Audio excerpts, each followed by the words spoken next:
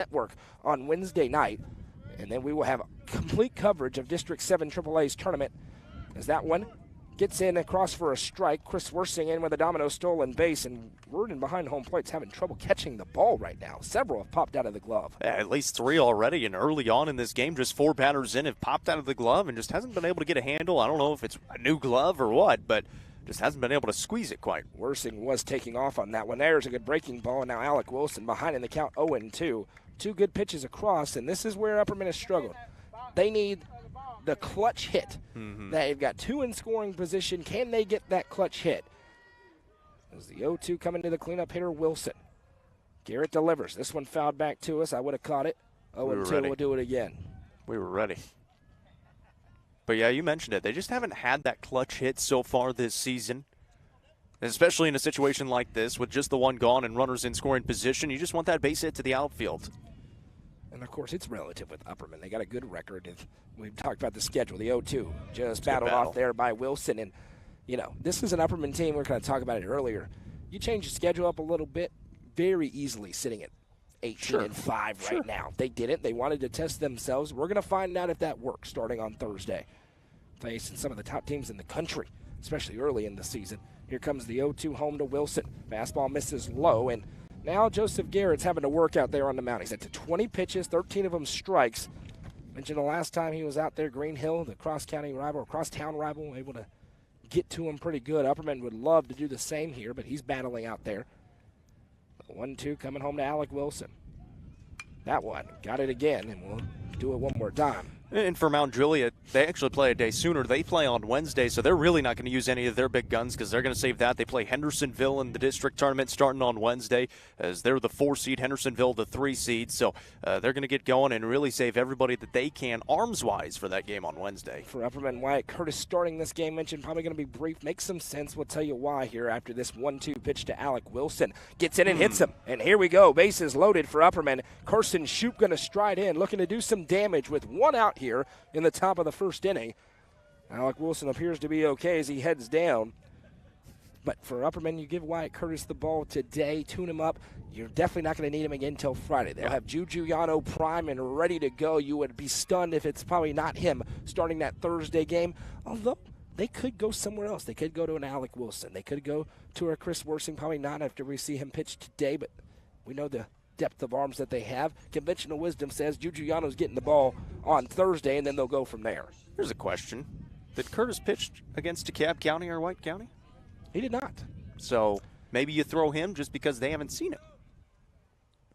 There'll be a little cost-benefit analysis, I think, happening in that Upperman dugout. I think they want Wyatt Curtis in a big game for obvious reasons. The ETSU signee. Big pitch here to Carson Shoup as Upperman trying to get to that game with a win. 0-1 for Shoup on this season. He's sitting with the average hovering at that 250 line. He's at 257 right now. He's got 14 RBIs. He can add a couple of more with 1 swing of the bat right here. And he's risen that number as well. He's hit it pretty well here in the last couple of weeks. 0-1 to Shoup. Breaking ball misses.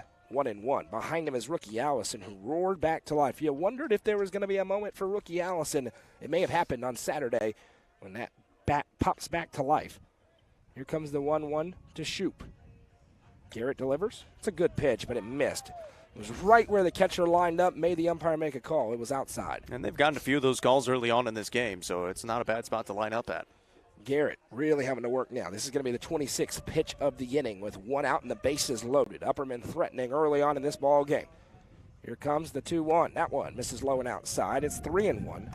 The scoreboard in the building says 2-2. Pretty confident that it's 3-1. It is indeed. Umpire just showed 3-1. It is 3-1. And this is a big pitch here. Upperman would take an RBI walk for especially to get Ricky here. Allison up there. Here comes the 3-1. Garrett kicks and deals. Ball 4. An RBI on the walk for Carson Shoup. And Upperman goes out in front 1-0. And they're looking for more as here comes rookie Allison. We just talked about it. What's made Upperman so dangerous these last 2 years? Their ability to hit 1 through 9. They need rookie Allison to swing a good bat. He had a great game against Station Camp on Saturday. Yeah, had the couple of hits on Saturday. They were both ropes. And then you even think back to that on the game against Livingston on Tuesday. It was Brain Green at the bottom of the lineup at that 9 spot. Went 2 for 2. He drew a walk in there as well. Was able to drive home a run and score a couple of runs himself. So when they've had that production, that's when they have their big offensive outputs. You're going to get really good production 1 through 4, 1 through 3. You need it that rest 4 through 9, 5 through 9 area, and they've been able to get it at times, just not as consistently. 2 of 4 on Saturday for rookie Allison. There's a good pitch from Garrett to rally back into it. He's trying to limit the damage now as it's 0-1 to rookie Allison. Behind him is Juju Yano on deck. And he does have the out, so he just needs a ground ball. Here comes the 0-1 home. That one.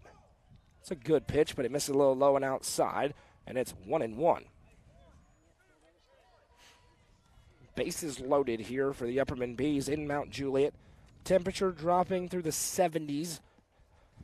The wind factor, rain could be coming later. The 1-1. This one flared out, and it's going to be 1-2 as Garrett leading that all-important second out.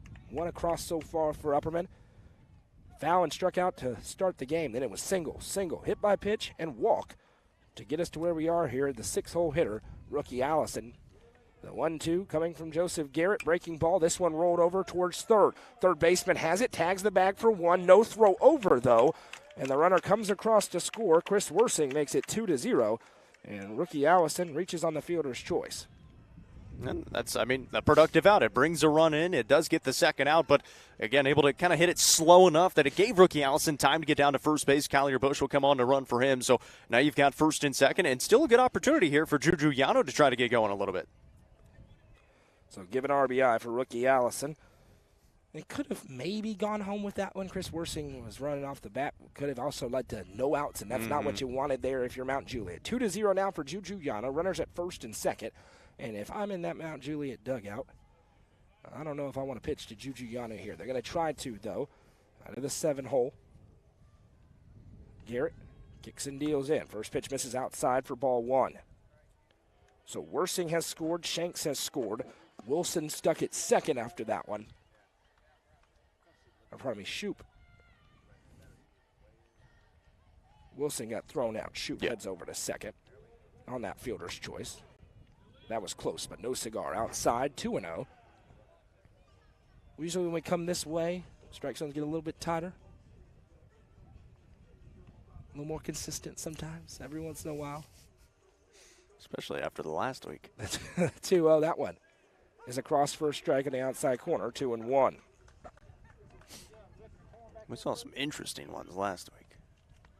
It's baseball, man. It is. That's going to get a different one every night. Yes, indeed. Here comes the 2-1 home to Juju Yano. Looking for that slider, and now that's a late jump for Shoop, and he's going to get thrown out because of it. And that is a get-out-of-jail-free card for the Mount Juliet Golden Bears, and a familiar script for Upperman. Running into and out. We'll head to the bottom half. The Bees have taken a 2-0 lead. Wyatt Curtis on the mound when we come back. This is Upperman Baseball, presented by Nick's Restaurant and the South Willow Auto Clinic on the Frontier Chevy UCR Media Network. Frontier Chevrolet is ready to get you into your next vehicle and are proud to offer a lifetime powertrain warranty on nearly all vehicles below 80,000 miles. View inventory online at www.caseychevy.com, including the brand new Chevy Trax and Traverse, or stop in at 2350 Cookeville Highway today. Remember, don't buy till you see Jason Fye. I'm looking for someone who can keep me comfortable, stay here for the long run, and definitely not high maintenance. Not right. Absolutely not. This one looks perfect. Find your perfect match with Hiller. Get a free UV light with select new HVAC systems, 50% off a descaler with new tankless water heaters, or free surge protection with a new whole home generator. Like that one too.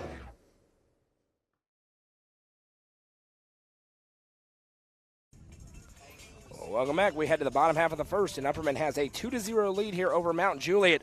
And it's the ETSU signee getting his second start in the last three games, as Wyatt Curtis on the mound and on the season. He's got the following numbers. This is his 11th appearance. That leads the team. This is his 7th start, a 4.37 ERA. He's 1-3 on the campaign, but he has a save, 33 2/3 innings pitched. He's allowed 31 hits, 26 runs, 21 of them earned, 53 strikeouts to 19 walks.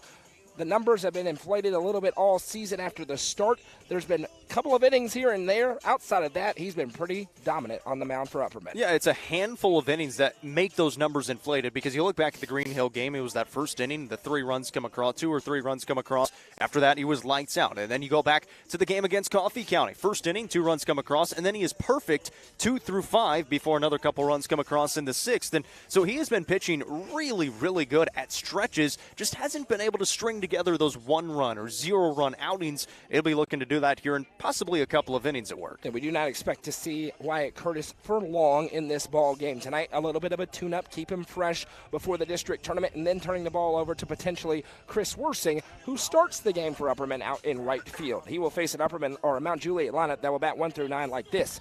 Leading things off is the center fielder Tucker Griffith, followed up by the catcher Ryan Worden. Batting third is the shortstop, Johnny Pfefferly. Batting fourth, the second baseman, Hayden Finney. Batting fifth, the designated hitter, Luke LaQuarrie. Batting sixth is the third baseman, Jake James. Batting seventh, the right fielder, Miller Albin. Batting eighth is the right fielder, Cohen Chamberlain. And batting ninth is the first baseman, Roman Patrica. Standing in here is Tucker Griffith against Wyatt Curtis to open up the bottom half of the first. First pitch in is a fastball that misses low. 1-0. Upperman leads 2-0. They want to get a quick 1-2-3 or fairly quick bottom half, something that's eluded them here recently, trying to get out of quick innings, especially in these non-district games. No, and especially for Wyatt Curtis. And then you remember Kane Shanks early on in the year. In those first innings, they struggled a little bit. And then after that, they're usually pretty lights out. So we'll see if Curtis is able to get off to a better start here tonight. Griffith takes a couple. This is the second time in as many years these two teams have gotten together fairly late in the season. Good fastball in there from Curtis, maybe the two-seamer there to make it 2-1. Last year, Mount Juliet won in Baxter, but if you remember, kind of like today, a little bit worse than today with the wind as the 2-1. That one, a little bit low and outside, 3-1. The wind was whipping in that one. 8 combined errors in a Mount Juliet win in Baxter. Here comes the 3-1 home from Wyatt Curtis.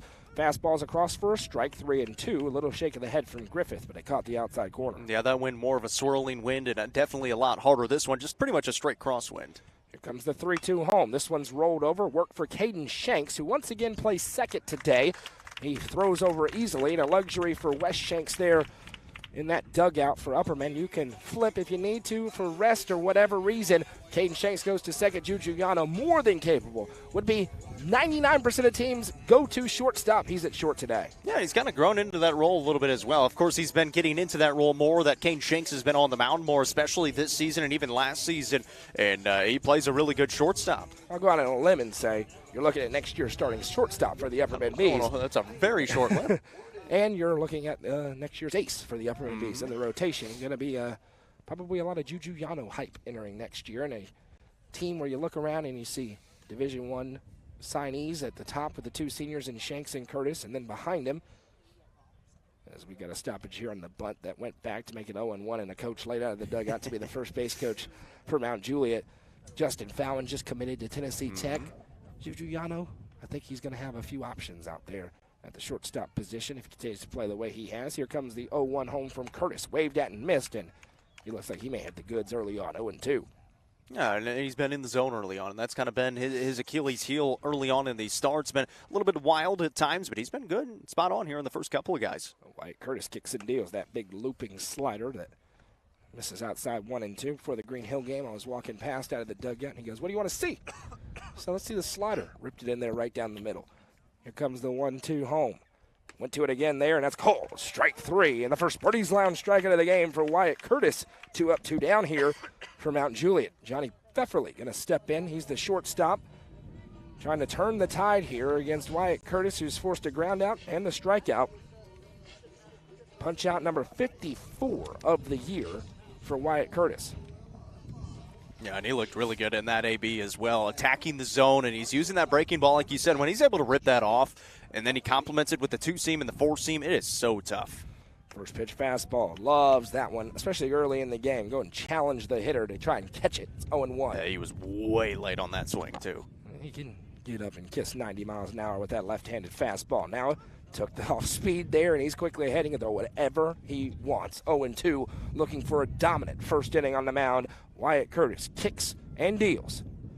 Take a seat. Another Birdie's Lounge strikeout for Wyatt Curtis. That is as good as it gets. 2 punch-outs in the frame. We'll head to the second. It's 2-0 Bees. This is Upperman Baseball, presented by Nick's Restaurant and the South Willow Auto Clinic on the Frontier Chevy UCR Media Network. From the sports field to the hunting field, our friends at Hall Sports and Outdoors can outfit anyone. Located in the heart of Jamestown at 207 South Main Street, Hall Sports and Outdoors carries everything from kayaks, fishing gear, and camo to guns and ammo. With top brands such as Columbia, Timberland, Under Armour, Asics, and much more, nobody can top their selection. Need some custom gear for your team? They also offer uniforms, gear, and custom embroidery. Stop by and see them at 207 South Main Street in Jamestown. Hall Sports and Outdoors, proud sponsor of this broadcast on the UCR Media Network. Loading the kids in the car, brokering peace in the back seat, mastering the snack handoff without even looking. Why are simple things sometimes so complicated? Thankfully, with auto owners, insurance doesn't have to be one of them. We work with independent agents who keep insurance simple, so you can worry about more important things, like figuring out what's growing in that cup holder. That's simple human sense. Visit swallowsinsurance.com or call us today, 931-526-4025. Protecting your future. It's what we do.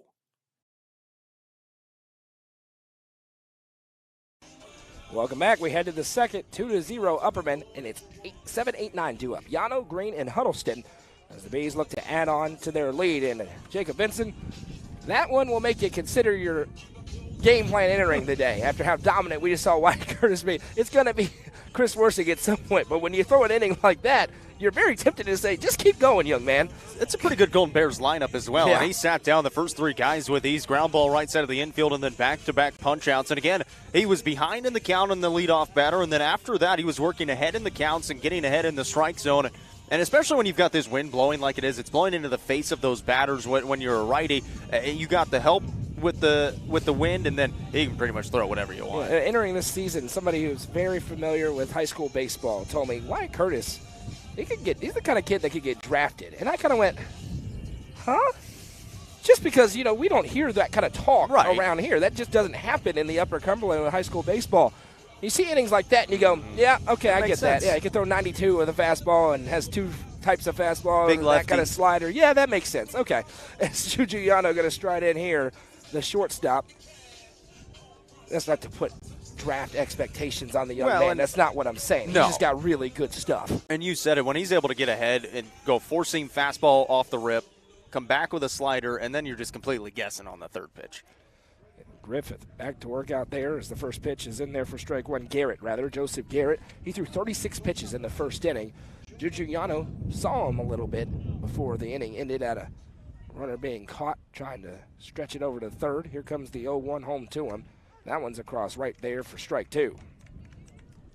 Juju Yano, Braden Green, Evan Huddleston trying to get on here and set the table for the Mammoth bats at the top, Fallon and Shanks. Here comes the 0-2 quickly in. There's the slider. This one rolled over towards short. Fields it cleanly. The throw over to first is in time for the 6-3 putout. It'll bring up Braden Green. A lot of action going on here at Mount Juliet tonight. Soccer off beyond left field, softball down to our right. There's football practice, track and field practice over to our even more severe left. So we've got Beach trailing Mount Juliet softball 7-1. Whoever's playing Mount Juliet who's in blue and white over to our left on the soccer field, that's tied at halftime at 0. As the Actually, first pitch. that's pregame of Oh, either they're JV or just getting varsity. started. Okay. I don't know who went first over there. First pitch misses. Somebody won 4-2. inside, 1-0. Garrett delivers in that one to the smallest zone in the lineup. It's a weapon for Upperman, 2-0. And we've seen it at times. He's kind of streaky as well. Against Livingston, he was really, really good swinging the bat.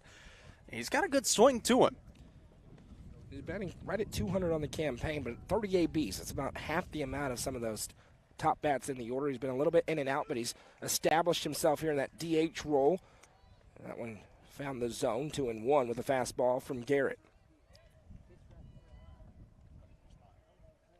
Garrett kicks and deals in the 2-1. That one's right down Main Street for a strike, 2-2. And you'll see Evan Huddleston coming up in the 9th spot, and maybe a spot that he's maybe a little bit more comfortable with. You kind of have that second leadoff guy down there as well.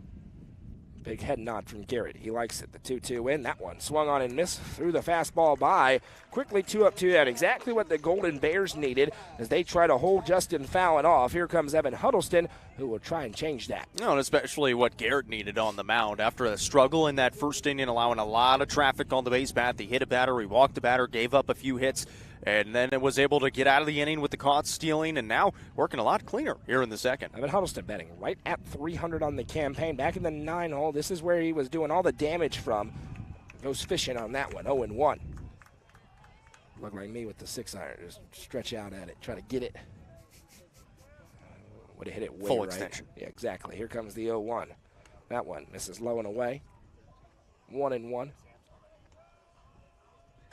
To be fully like me, he would have had to flare it over to the softball field, way to the right. Just not the 6-iron, the driver maybe.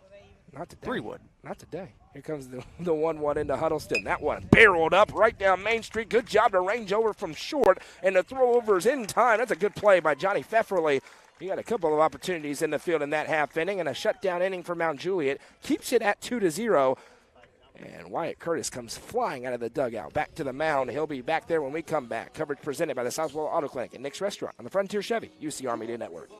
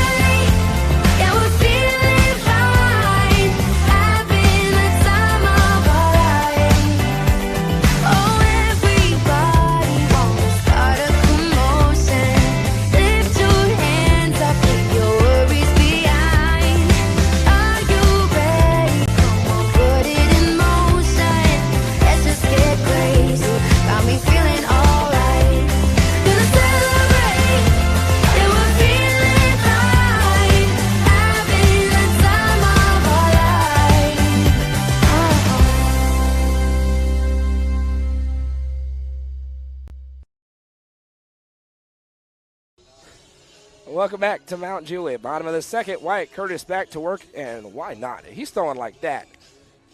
You're not going to get in any pitch count trouble. He's not going to pitch again until Friday at the earliest. For Upperman, hopes it would be a Saturday game if they're able to win on Thursday.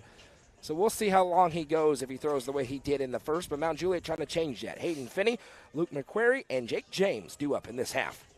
Of course, we'll say all that. We'll praise him, and he'll give up a couple of base runners. Well, he threw 13 pitches in the first inning, 9 of them strikes. Back-to-back Birdie's Lounge strikeouts. First pitch of the inning. He was sent right back to him. He almost grabbed it, but it's going to be a base hit for Hayden Finney. Self-preservation, perhaps, but Curtis almost got the glove on that one. Base runner for Mount Juliet for the first time tonight. Well, the pitch count's still not a worry. It was just one pitch out there, so. Luke McQuarrie going to stride in here. He's the designated hitter. Now batting your designated hitter number 3, Luke McQuarrie. As Petey says, not sure if he saw it, but he definitely heard that one because it was ripped back towards him. Zipping by. Now out of the stretch for the first time. McQuarrie shows bunt, rips this one low. And rookie Allison behind the dish, always a threat to catch runners stealing, throw behind runners over at bags. It quite literally is run at your own peril. We'll tell you about the orientation in the field for Upperman after this pitch coming up here for Wyatt Curtis. Kicks and deals. Bunt shown again. This one's a good one. Right up towards him. Allison has it. Rookie Allison throws down to first in time as the sacrifice bunt moves the runner over 90 feet into scoring position in a 2-0 game to bring up Jake James, the third baseman here, with 1 out. Upperman in the field today. Alec Wilson over at first base. Rookie Allison catching the balls and strikes behind the dish. Caden Shanks is at second. The third baseman is Carson Shoup with Juju Yano at shortstop. The left fielder is Evan Huddleston. The right fielder is Chris Worsing. And Justin Fallon, quarterback center. Wyatt Curtis out of the stretch, down the runner at second. It was a good play by rookie Allison to come up and make that throw down to first. He had the easier play than Curtis did. As this one's ripped over, Shoup can't get there in time. Now we'll see if they test the throw. They will not. Stop sign on as Huddleston was to it in a hurry. Second base hit of the inning for Mount Juliet. Has runners at the corners with 1 out. 7-hole hitter Miller Albin standing in here trying to get back in the ball game. And you're seeing a little bit different approach here from the Golden Bears rather than that first inning. They were sitting back and watching a couple of pitches. Well, now they saw, hey, he's going to be in the zone early on, so let's attack this guy, and that's exactly what they're doing. Curtis has still been in the zone. They've been able to time him up a little bit better. You can almost fool yourselves if you just pull up the stats for Wyatt Curtis. You go, oh, this guy's got a 4 ERA. He's 1-3. We're good. And then you go, wait a second. He's throwing 90-mile-an-hour fastball. We got to be a little bit more aggressive here. Probably not going to throw himself out of innings. His first pitch in, there's the challenge fastball, waist high, 0-1. That's where Curtis is really good when he gets ahead 0-1, 1-2, 0-2. He's in strikeout mode here as he delivers in the 0-1. That one. Couldn't tell you, 1-1. Must have been low. Must have been. And those middle infielders, they're a different orientation, but they have turned a ton of double plays over to Alec Wilson at first in their careers. Here comes the 1-1. That one swung on, flared over. Off the light pole, almost into Jimmy Fallon. He's okay. 1-2. A little confused look for him. Big pitch here. 1-2 the count. Miller Albin at the plate. 7-hole hitter. Curtis delivers in a slider. Misses outside. 2 balls, 2 strikes here. 2 runners on. Going Chamberlain on deck behind him as Curtis tries to limit the damage or get out of here unscathed. The 2-2 pitch coming home. Slider misses, and here we go. High leverage situation here early on in this one. A 3-2 count coming. Runners at the corners. Curtis, glance over. Runner takes off. Fastball, and we'll do it again. And now, if you're going to be that aggressive out there with Jake James at first, Upperman going to be thinking about the strike him out, throw him out combo. Might even just check over to first here. Alec Wilson's got a good tag over there at first. 3-2 payoff pitch coming here from Curtis. And he is going to check over and back in time. That is a fundamental baseball being played out there right now by these two teams. See a little small ball. Here comes a 3-2. Runner takes off. Fastball, misses ball 4. Must have been a tick inside, and here we go. Bases loaded with 1 out for the 8-hole hitter, Cohen Chamberlain. Well, now for Wyatt Curtis. Seen him get in these situations. How do you respond when you get to these situations? He was really solid through the first 3 in the lineup. Now you got to bear down. Cohen Chamberlain, tremendous walk-up song. Surprised they're letting him play it. It's an old Nelly song. Tremendous song. That's the first pitch. Swung on and missed with a fastball. And if you're Curtis here, you're thinking 8-hole hitter, you got to go into attack mode out there with the bases loaded and 1 out. And he's working quickly now. Sets and deals the 0-1. Misses outside. 1-1. We've got On This Day in History. Sure do. We've got trivia. Sure do. Here comes the 1-1 from Curtis. That one fouled back. 1-2. Do some On This Day in History in the 3rd, trivia in the 4th.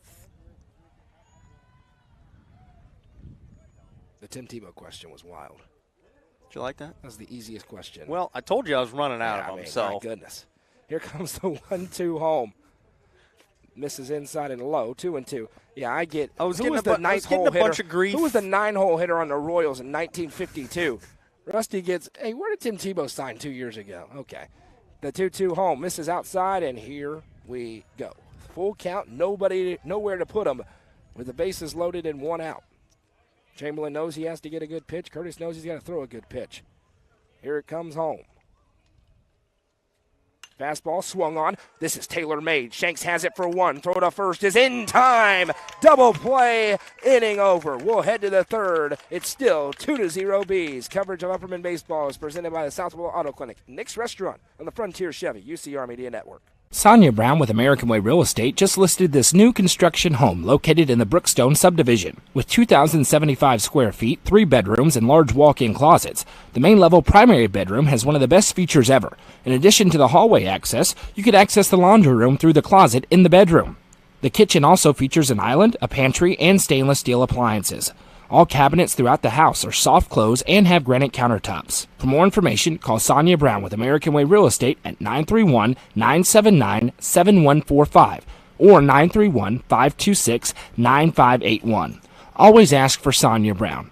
Sonia Brown with American Way Real Estate is proud to support this broadcast on the UCR Media Network.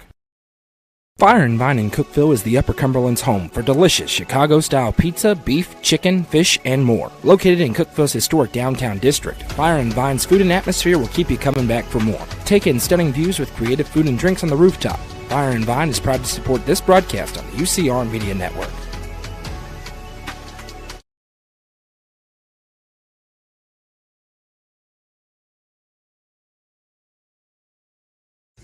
Top of the order due up for the Upperman Bees in this half. Fallon, Shanks, and Worsing trying to add on to a 2-0 lead. Big job by the defense there in Wyatt Curtis to turn the double play. It's time for On This Day in History with Jacob Vincent. No, let's go back to 1986. Roger Clemens struck out 20 batters in a 3-1 win versus the Mariners. First time anybody had ever struck out 20 batters in a 9-inning game. Can you name the other two pitchers that have matched that record? More recent than 1986, obviously. No. Kerry Wood and Max Scherzer did it back in 2016. I don't like Max Scherzer. And then Clemens also did it again in 1996. Yeah, but he was cheating. So that's part of it. There is that. That is part of it. There is that. Justin Fallon stands in. He struck out to start the game. He stands in here. Attempt number 2 against Joseph Garrett back out there in his third inning of work. He's done 47 pitches so far. 27 of them have been strikes. And that one will not be. Misses outside for ball 1. He would say he was trying. I got no problem with steroids. I really don't. I don't care. Put Barry Bonds in the Hall of Fame, you idiots. Come on. Let's be honest. How about Pete Rose? Barry Bonds was a Hall of Famer before he started juicing. The 1-0, that one's across for a strike, 1-1, just for the record. And, yes, Pete Rose should go in the Hall of Fame, too. You still got to hit the baseball. Go back and check it, Young. Go back and check it before the juice. Yeah, but he was still a Hall of Famer. Here comes the 1-1. That one, he offered at it. It's 1-2. Look it up. He was a tremendous outfielder. That's the thing people miss. He got a lot bigger, and he got a lot slower, too. 1-2 coming home here. Kicks and deals the slider. That one came all the way across the plate. 2-2. Fallon, he has been on a different level at the plate the last few weeks, and he's kind of a sneaky under-the-radar Mr. Baseball player out there as the 2-2. Fastball misses outside. Good pitch, good take, and it runs full at 3-2. You talking about 4-18 on the season with 3 home runs and 22 RBIs and 9 doubles. Find some. It's not bad. Find better than that. Yeah. Here comes the 3-2 in. Ball 4 misses, and he will head down to first with the leadoff walk here in the third inning. And by the way, the thing you got to mention with those stats, think about who he's doing it against. Well, 22 runs batted in. He's also the leadoff guy. Correct. So he doesn't have as many opportunities with guys in front of him, and he's still driving them in. You get some players with this 450 averages. Who are they playing? Mm-hmm. This team he's doing this against. They're playing everybody. some of the top teams. So impressive numbers in it. Speaking of, here's Caden Shanks standing in, help turn the double play. First pitch in. This is a bunt, a really good one. Third baseman can't get it cleanly, and he will pull in safely. Small ball being played there, and that's going to be a bunt single for Caden Shanks. He's got more than enough speed. Doesn't do it a lot because of the power, but now Upperman in business for Chris Worsing. Yeah, he saw that they were kind of playing off there at third base. He was going to have an opportunity. He put it in the perfect spot, right between the pitcher and the third baseman. And then you mentioned it with his speed. Good luck trying to get him. Even if that third baseman gets it clean there, he's not catching it with the throw. So it'll bring up Chris Worsing. He, surprise, surprise, had a single, stole a base, and carried on the score back in the first inning. Business as usual for the impressive freshman. Look back towards Fallon over there at second. Lots of room over there down that right field line. At the infield playing in first base. This feels very reminiscent of that first inning with the top third of this lineup coming up. They were all able to get on with the exception of Fallon, who struck out to start the game, but then everybody else has started to turn into a little bit of a carousel. First pitch misses low and outside for a ball, 1-0. Tons of speed on the base paths with Fallon and Shanks. 1-0, Worsing flares it out there. And that was almost looking like he's trying to fly it out there into the outfield somewhere. And we'll do it again. Happy to be with you tonight. You're going to get to hear Jacob, Vincent, and I a lot over the next several weeks through the spring fling. Our fans will be excited for that. Here comes the 1-1. Again, looks like just trying to poke it into the air out there, 1 and 2. Yeah, it really looks like he's trying to take it to right field. And those are outside pitches, so that's where you have to take those. And he's just trying to – I like that because you've got runners on first and second, and you're trying to advance them. And especially with nobody out, you're just trying to get it out there to the right side. All 3 of our fans will really like that, Jacob. As this one is barreled over, could be double play potentially. Second, flip over to short for 1. Throw to first is in time for 2. And that's a big 4-6-3. Turned by the Mount Juliet infield to get the 2 outs. Alec Wilson will stand in as Fallon moved over to the third. And that's where you kind of run into trouble when you're trying to take it to that right side, and that pitch wasn't really the best one to do it on. He does take it to the second baseman right at him. Well executed out there by the second baseman, Hayden Finney, over to the shortstop, Pfefferly, who's having a good game out there. First pitch in, Alec Wilson's right there for strike 1. Now batting, first baseman number 23, Alec Wilson. Wilson was hit by a pitch after working a full count back in the first. Garrett's up to 58 pitches. This will be number 59. This is a slider in there, swung on and missed, 0-2. And nothing like a double play to give you some momentum out there on the mound. Beige just got one. Got the dugout back into it as well. Garrett trying to slam the door here and strand the runner 90 feet away. Here comes the 0-2 to Wilson. Misses outside. Trying to get him to chase. He does not oblige.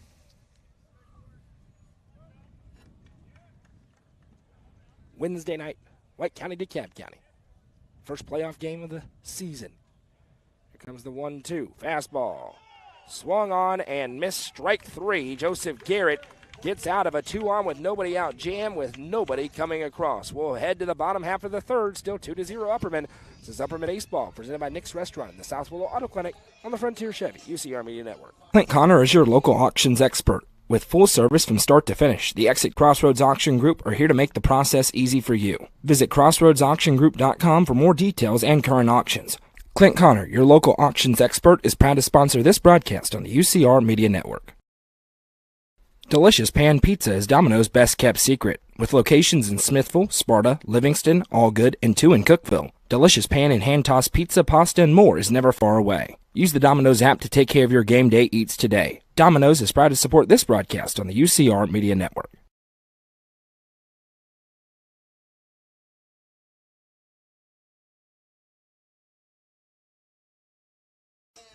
It is still Wyatt Curtis going back to work here in the top or the bottom of the third inning in Mount Juliet.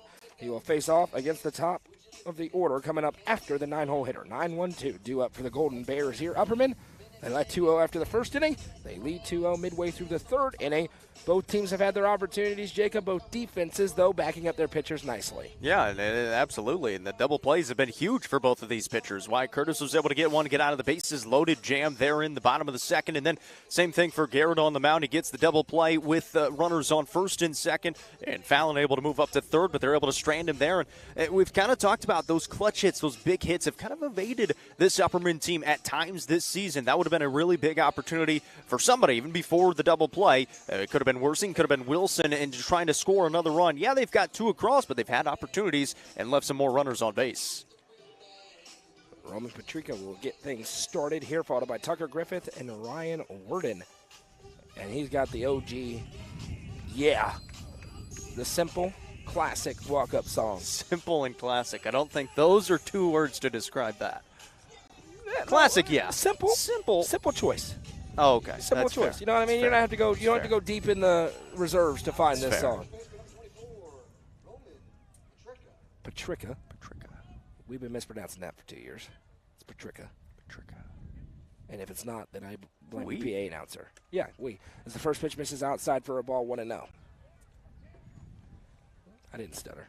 Never said this kid's name in my life. I'm going to go back to last year's broadcast and listen to the whole thing. As the 1-0, that one closer, but still misses. 2-0. Be really funny when Rusty's on it. No, I was definitely. No, it was you. It was definitely you. Here comes the 2-0 from Wyatt Curtis. Misses and trying to go outside. It's the 9-hole hitter, and you don't want to set the table for the top of the order with Tucker Griffith. Fun stat about this Mount Juliet game. Last game they played, they won 2-1, and they did not record a hit. So that one gets all the way to the wall. They had a lot of those, a lot of walks. 12 walks in the win against Columbia on Saturday. That is a 4-pitch walk to the leadoff hitter and the 9-hole hitter in the order. It sets the table for number 1 in the order, Tucker Griffith, who grounded out to second Upperman would love that again because that would have turned a double play this time.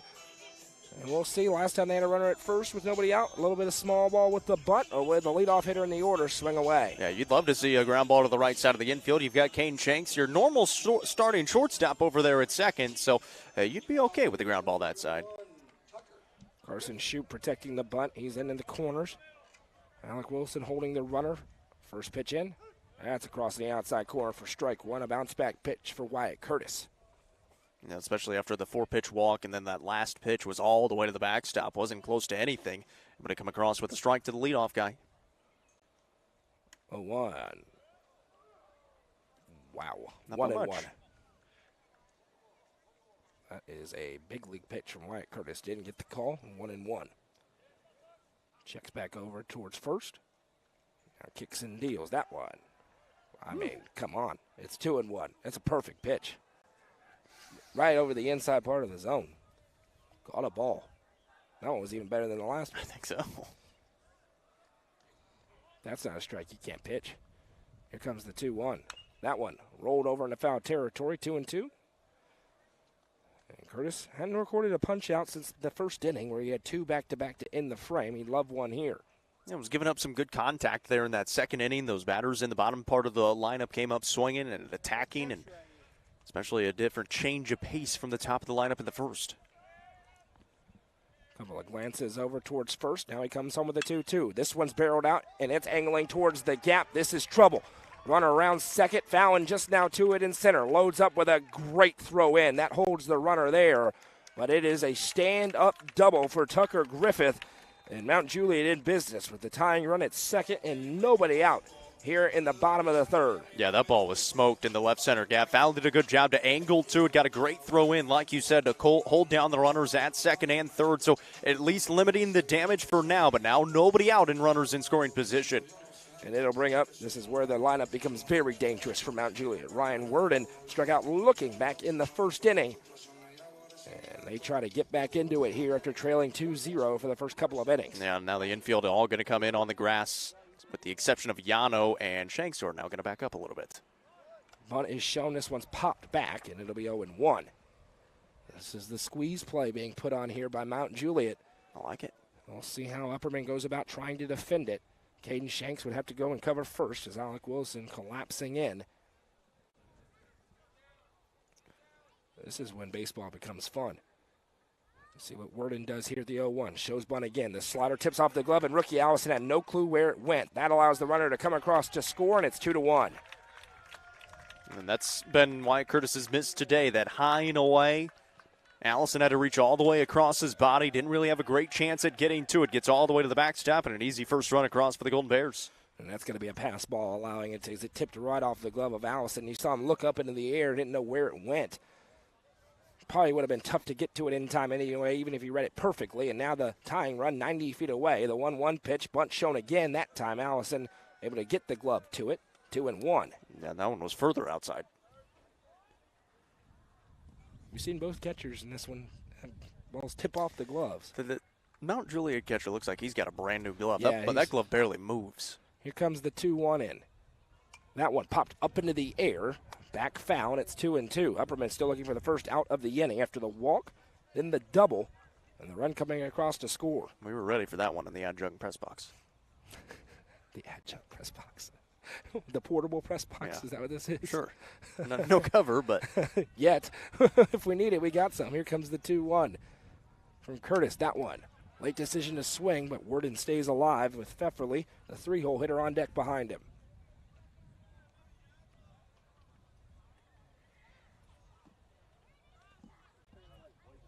A 2-2 coming home here. They got him chasing the high cheese. The third Birdie's Lounge strike out of the game for Wyatt Curtis to record the first out of the inning. Yeah, and you mentioned not any punch-outs since that first inning. That could be the one that gets him going here in the third, and only allowing that one run across. And it seems like a lot of those runs that he has given up have come across either on the wild pitch or the pass ball, and then he's able to kind of crunch down after that and throw some good pitches. 102 pitches for Wyatt Curtis last Thursday against Coffee County. He's up to 45 here today. As Pfefferly stands in. First pitch, foul tipped into the mitt, 0-1. I'll be honest, further than I got the impression Wyatt Curtis would go tonight with the pitch count more than anything else, but He's out there throwing now. Here comes the 0-1. That slider comes across and dips low. One ball, one strike.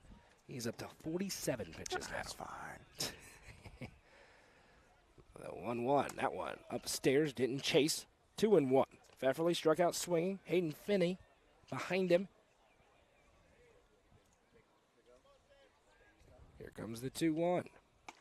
Good pitch. Got the call that time on that inside corner, 2-2. Yeah, of course, if he stays below 75, he can still go on Thursday. If they would need him, you would hope to not use him. I would be stunned if he were to go out there on Thursday. Here comes the 2-2. That one swung on set into center field. Justin Fallon is back. Should be plenty deep to score the run. No throw in to give it a chance, and that will tie the game on the RBI sac fly by Johnny Pfefferly, and we're all tied up at 2. We got a new ball game here in the third. Yeah, pretty good small ball there for Mount Juliet, able to get those couple of runs across. They didn't need the bunt, so they got the run anyways with that with the pass ball that got away, and then a good strong hit out into the outfield, and now we'll have a visit to the mound. Right about 50 pitches, and that is going to do it, I believe, tonight for Wyatt Curtis. So the final tune-up outing before the postseason in the books for him. And the new pitcher will be the right-handed freshman Chris Worsing when we come back. A Hall Sports and Outdoors. Call to the bullpen for the Bees. Don't go anywhere. The Crouch team with Highlands Elite Real Estate proudly presents this gorgeous home on Cross Point Drive.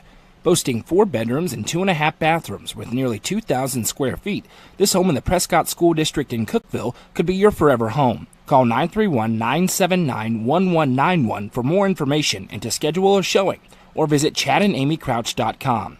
The Crouch team with Highlands Elite Real Estate is proud to sponsor this broadcast on the UCR Media Network. Nelson Trophy and Screen Printing is proud to support student athletes and athletic departments throughout the Upper Cumberland. They're also proud to sponsor the Nelson Trophy and Screen Printing Player of the Game on this broadcast. From trophies to t-shirts, they can do it all. Stop by and see them at 120 Circle Drive in Allgood or give them a call at 931-537-9559. Nelson Trophy and Screen Printing is proud to sponsor this broadcast on the UCR Media Network. From the sports field to the hunting field, our friends at Hall Sports and Outdoors can outfit anyone. Located in the heart of Jamestown at 207 South Main Street, Hall Sports and Outdoors carries everything from kayaks, fishing gear, and camo to guns and ammo. With top brands such as Columbia, Timberland, Under Armour, Asics, and much more, nobody can top their selection. Need some custom gear for your team? They also offer uniforms, gear, and custom embroidery. Stop by and see them at 207 South Main Street in Jamestown. Hall Sports and Outdoors, proud sponsor of this broadcast on the UCR Media Network. Welcome back. It is a Hall Sports and Outdoors call to the bullpen for the Upperman Bees as they give the ball to the tall righty Chris Worsing. 5.36 earned run average. This is his 9th appearance of the season. He has a start. He's 2-1 in 15 2/3 innings pitched. He's allowed 19 hits, 15 runs, 12 of them earned, 11 strikeouts to 8 walks. He'll be in the upper 70s to touching the low 80s with the fastball, mixing the slider from there. He's stepping in with nobody on and 2 outs at the bottom of the 3rd inning of a tied-up ball game, and Hayden Finney, who singled against Wyatt Curtis, will step in. That closes the book on Wyatt Curtis. 2 earned runs against him, 3 strikeouts in the game, just under 50 pitches. And the first pitch from Worsing is a good one on the outside corner for strike 1. No, and Worsing last appeared on Saturday in the top of the 7th inning, went 3 up, 3 down against a good station camp lineup, so he's feeling pretty good after his last outing. And he has had a little bit of the same problem as this one is rolled over. A long way for Yano to go. Has it cleanly. It's got to be a tremendous throw, and it is. That is A1 from Juju Yano at the shortstop position to retire the side. We'll tell you more about Chris Worsing in the next inning. We'll also have trivia when we come back. It's 2-2. You're watching Upperman Baseball, presented by Nick's Restaurant in the South Willow Auto Clinic on the Frontier Chevy UCR Media Network. Frontier Chevrolet is ready to get you into your next vehicle and are proud to offer a lifetime powertrain warranty on nearly all vehicles below 80,000 miles. View inventory online at www.caseychevy.com, including the brand new Chevy Trax and Traverse, or stop in at 2350 Cookeville Highway today. Remember, don't buy till you see Jason Fye.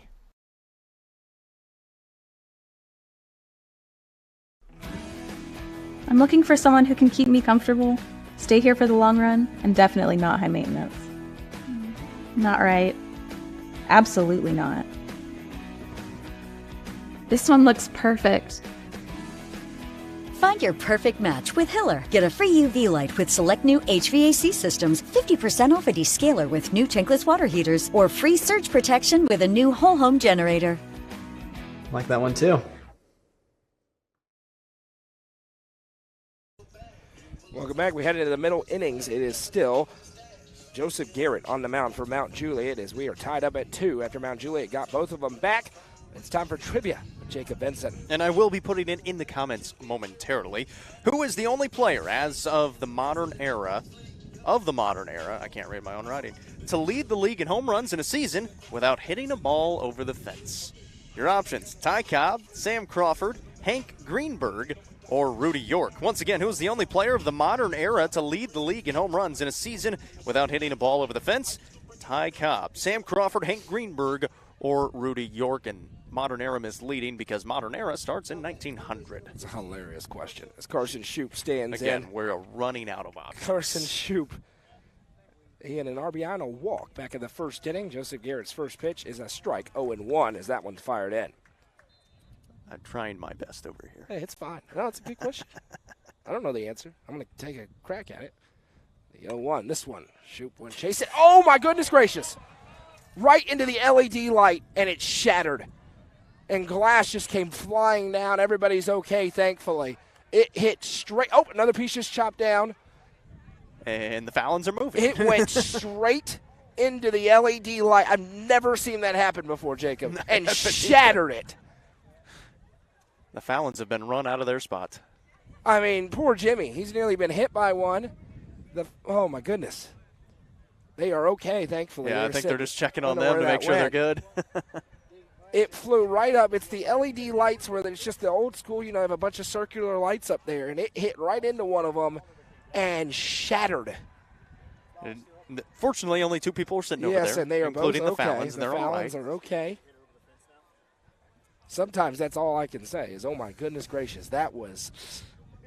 Now they're checking on it over. They're going to make sure there's no glass sitting because it fell down. It fell right there on the camera where they're kind of looking. That's what? It's probably 50 feet up. At least, yeah. 70 Shattered feet up into the air. Just shattered and sent glass cascading I don't know down. where the ball went. Did the ball come down? Did the ball come down? The ball is up there in the light. Oh, and more glass just fell out. So if a light pole explodes in like a year at Mount Juliet, it's because there's a baseball sitting. I think that ball catches on fire up there. Yeah, That's a first. I've been to a ton of baseball games. I've watched a ton of baseball games. Any sport, that is an absolute first. Wow. Did you get that on camera? No. Okay, because that would have been incredible. Yeah. You wouldn't have seen it on camera, so. Wow. That's one of the wilder things that I've ever seen. The umpire says, okay, let's go. We're ready to play. And that is a loud way to keep the count right where it is at 0-2. We'll do it again to Carson Shoup.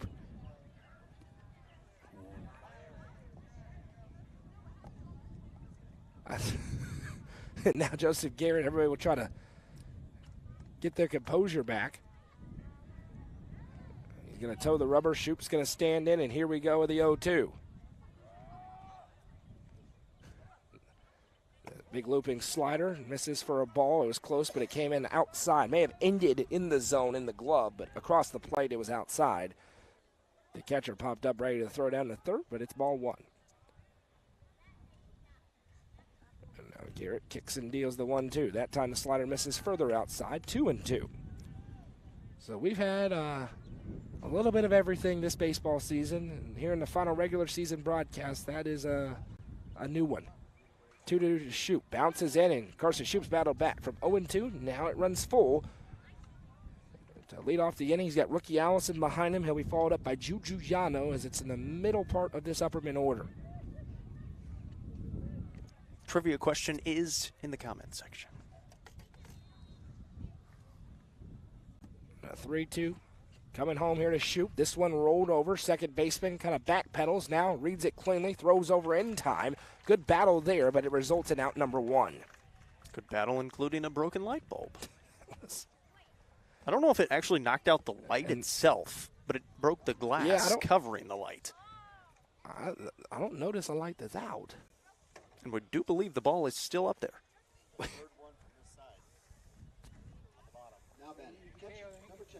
You could tell there's light coming through it, but you can see where the glass is gone from it. And now they're up there brooming the glass. Cleanup is now under progress. The pitch just got thrown here, and it's 1-0. I get a little distracted. I didn't. So apparently it's glass covering that, ladies and gentlemen, in case you're wondering. It definitely is. 1-0, I should say, to rookie Allison. Misses low. 2-0. Rookie had an RBI and a fielder's choice back in the first. He's grounded over to third and scored a runner. Garrett going to take a lap here. He's at 69 pitches, so now it's starting to get up there. Hadn't had a ton of long outings this year. But again, you don't want to burn any of your top arms, especially for Mount Juliet. That one misses outside. They've got a district game starting on Wednesday, and unlike Upperman, who's the favorite in the 7 AAA tournament, Mount Juliet knows they're going to have to battle their way through, as they were 4th in the regular season. At 3-0, that one is across for a strike, 3-1. So they need everybody ready to go at all times in that district tournament. Yeah, that's a really competitive district as well, with Green Hill, Hendersonville, Gallatin in there.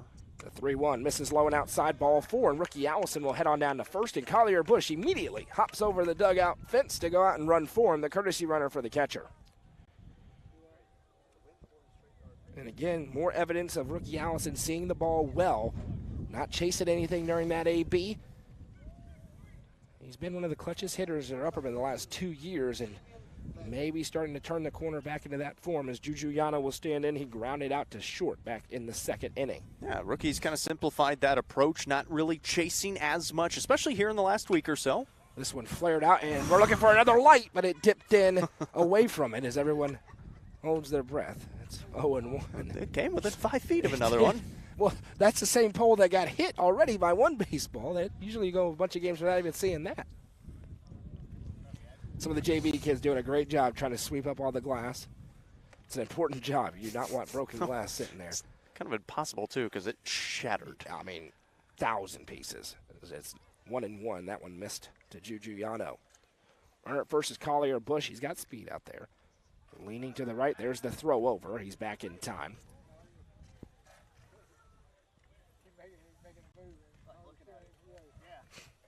This is going to be the pitch number 75 for Garrett. So this will take him out from Wednesday. And they may, no matter how this goes, we'll see. Of course, he's pitching well as the 0-1. That one's across. They want him to get up past 100 pitches and just eat innings, if nothing else, knowing what they have coming up. We'll wait and see.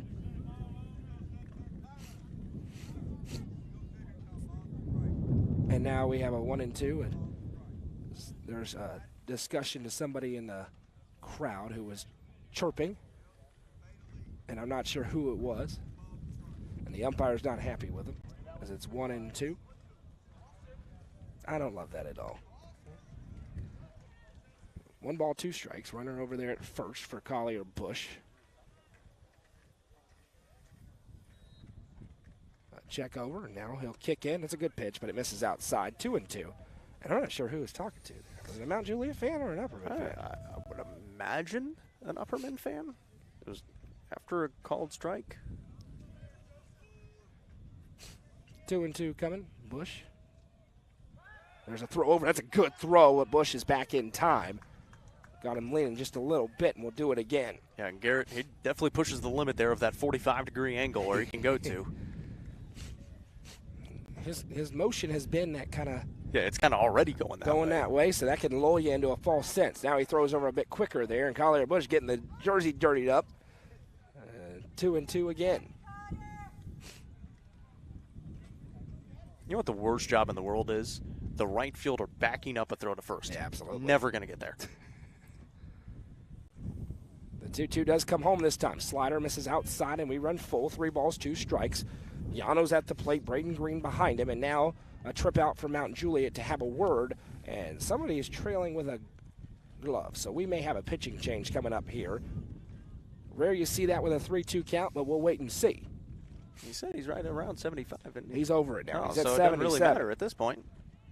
And we'll see if they have him at 77 in that dugout as well, because if not, they are 2 pitches too late. It is going to be a Hall Sports and Outdoors call to the bullpen for the Golden Bears' new pitcher when we come back. From the sports field to the hunting field, our friends at Hall Sports and Outdoors can outfit anyone. Located in the heart of Jamestown at 207 South Main Street, Hall Sports and Outdoors carries everything from kayaks, fishing gear, and camo to guns and ammo. With top brands such as Columbia, Timberland, Under Armour, Asics, and much more, nobody can top their selection. Need some custom gear for your team? They also offer uniforms, gear, and custom embroidery. Stop by and see them at 207 South Main Street in Jamestown. Hall Sports and Outdoors, proud sponsor of this broadcast on the UCR Media Network. Loading the kids in the car, brokering peace in the back seat, mastering the snack handoff without even looking. Why are simple things sometimes so complicated? Thankfully, with auto owners, insurance doesn't have to be one of them. We work with independent agents who keep insurance simple, so you can worry about more important things, like figuring out what's growing in that cup holder. That's simple human sense. Visit swallowsinsurance.com or call us today, 931-526-4025. Protecting your future. It's what we do.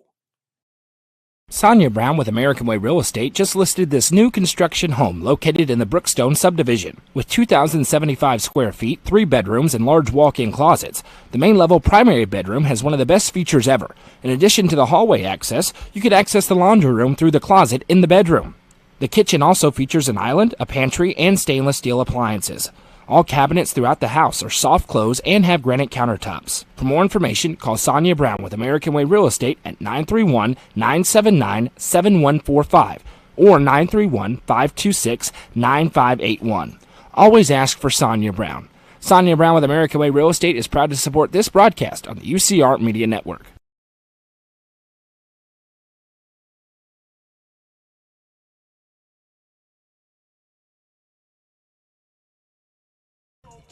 Welcome back to Hall Sports and Outdoors. Call to the bullpen as Mount Juliet gives the ball to the right-hander, Connor Clark. And it'd be interesting to see what the pitch count was in that Mount Juliet dugout. They come out at 77 to our count here from the ever-accurate Jeff Goulby. It's a 3-2 count, though, which leads me to believe that they were trying to get him out under 75. So, could be interesting. Maybe watch the news. On their game changer, he's right at 75. So, on their game changer, he's at 75 pitches. Be interesting. Hendersonville may want to pay attention. It's a 3-2 count here. And now it's a new pitcher in for Juju Yano. And just from the warm-up pitches, this is going to be a slow-velocity pitcher. Runner at first is Collier Bush. The pitch in misses for ball 4, and Juju Yano works a walk. And it's back-to-back walks by different pitchers. And Upperman trying to put some pressure on and regain the lead that they surrendered in the bottom half of the third. Braden Green going to stride in. He struck out swinging, but of course that was against Garrett, who pitched pretty well. Got tagged up a little bit early, settled back in, showed some nice resiliency, and he will get the potential no decision, but he is responsible for the runner out there at second. Braden Green stands in here.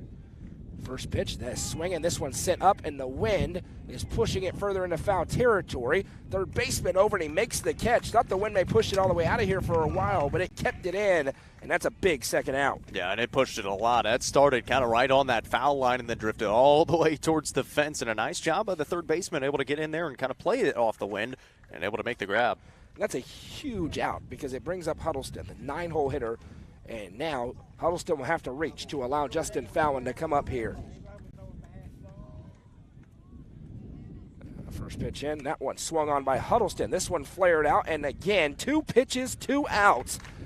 And Upperman can't get the clutch hit that they need. We'll head to the bottom half of the fourth and have the answer to our trivia question when we come back. This is Upperman Baseball, presented by Nick's Restaurant and the South Willow Auto Clinic on the Frontier Chevy UCR Media Network.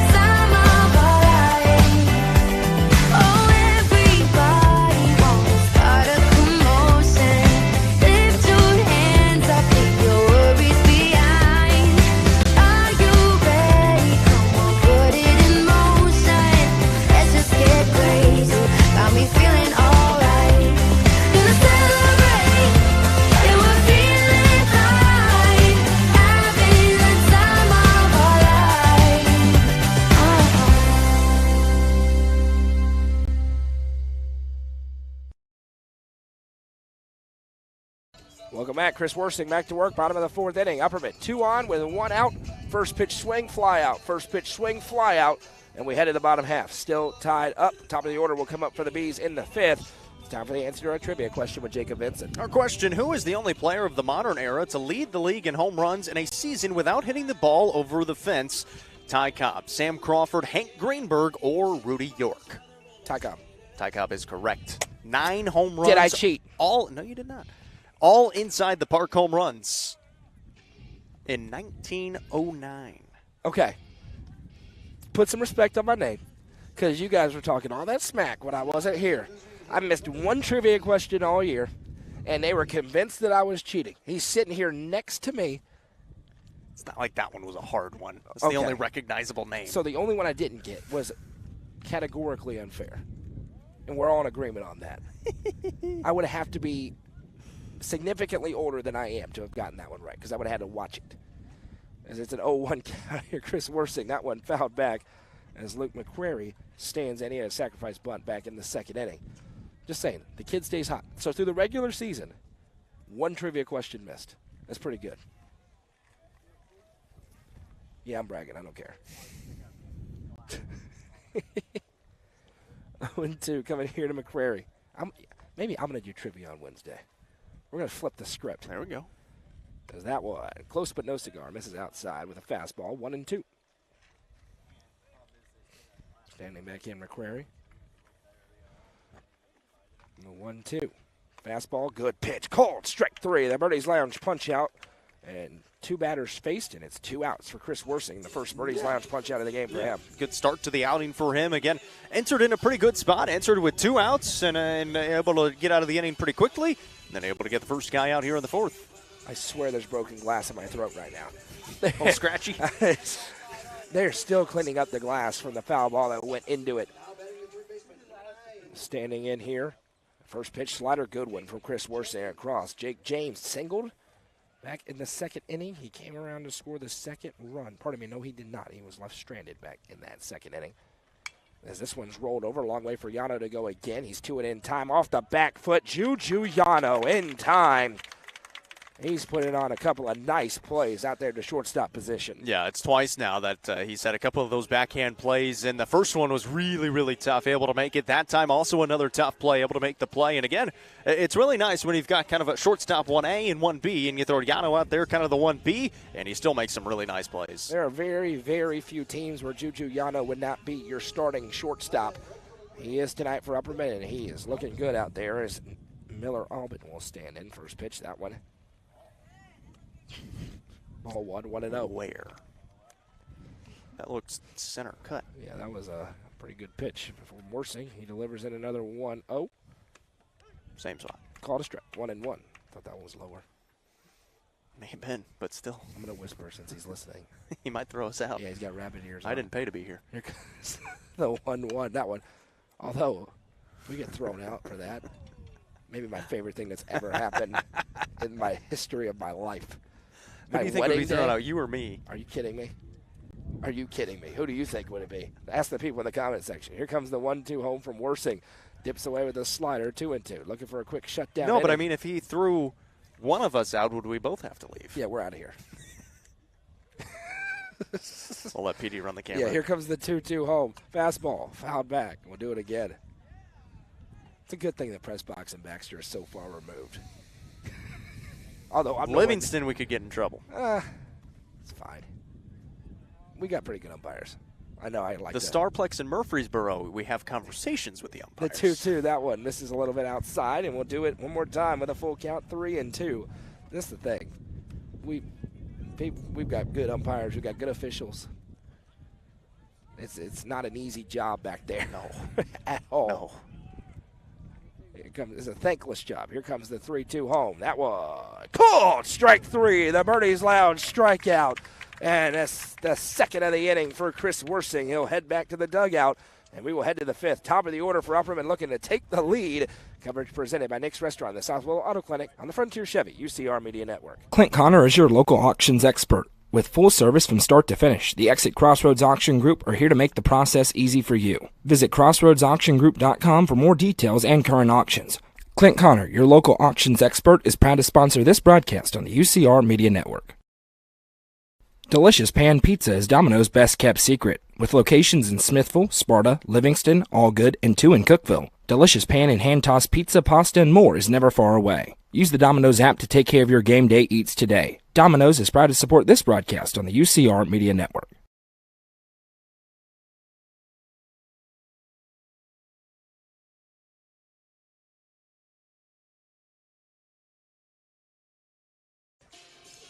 Fallon, Shanks, Worsing, due up for Upperman as we head to the top of the 5th. Tied up at 2, another battle in non-district action. Upperman final tune-up before turning their attention towards the winner of DeKalb County and White County on Thursday at home, a 4 o'clock first pitch for the Bees.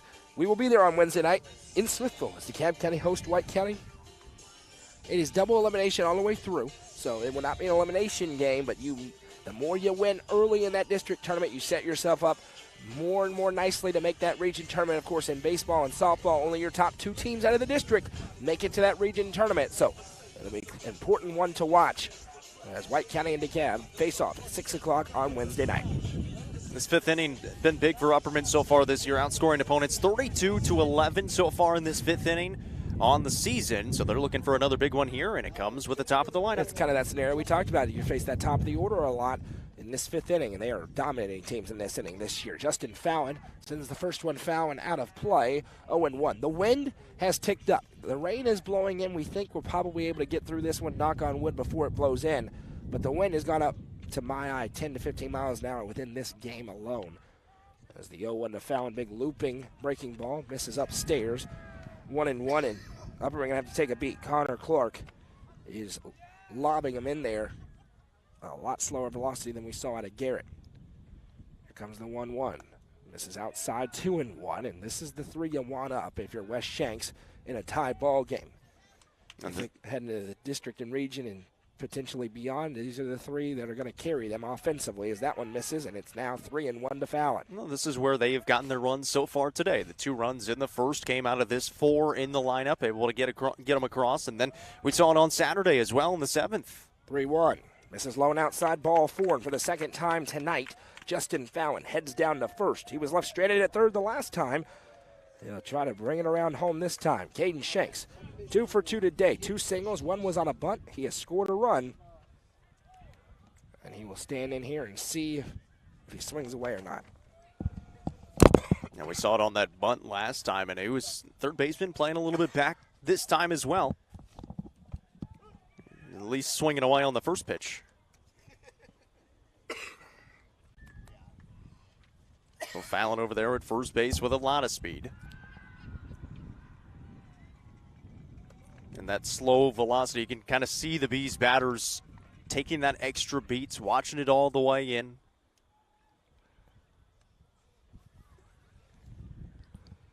I'm trying to time them up still pretty well. Peek over to first base. They will check over to first. Fallon reading it the whole way, able to dive back in safely. Shard of glass just flew into my throat. My apologies. It's a 1-1 count here to Caden Shanks. I love taking the headset off like people can't hear. Huge lead for Fallon over there at first. Pitch into Shanks, misses outside for a ball, 2-1.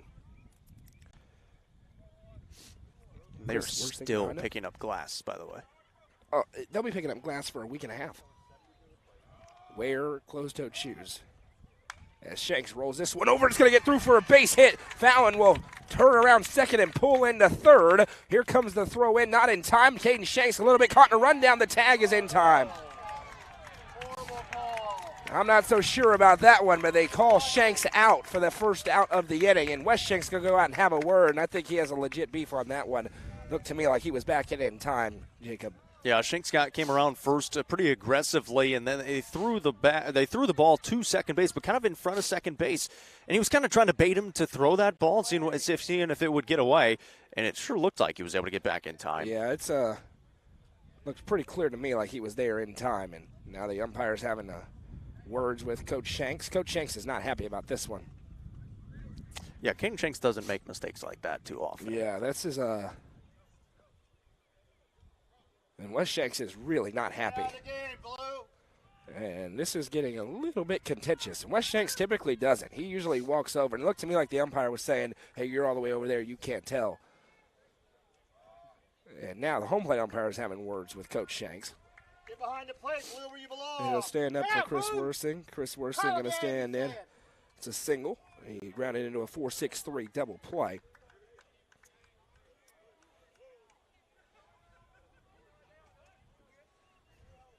It's gotten a little bit aggressive here in the ballpark. I'm just here to call a ball game. Well, it'll be fun to get thrown out. It was a bad call. Just for the record. Wasn't necessarily a good one. It was a bad call. Now the go-ahead run 90 feet away, though, is foul and pulled into third. First pitch swinging for Worsing, and that's going to be more than deep enough. Center fielder, though, has to come a long way for it. He's there to tip off the glove. Justin Fowling going to score a run as Chris Worsing pulls into first, and it's 3-2 Upperman. That'll work. You said it was going to be deep enough. It was actually shallow enough, and he's able to reach base safely over at first and able to take the lead here in the fifth. And that's an RBI single for Chris Worsing. Justin Fallon comes across to score a run for Worsing. RBI number 21 of the campaign. That's impressive because a lot of his hits, they're not those deep flies. They're not getting all the way to the wall. They're singles, just like that one where they're in the right spot at the right time. And he is third on the team in doubles, but he's got a lot of singles on the season as well. First pitch into Alec Wilson is a called strike across.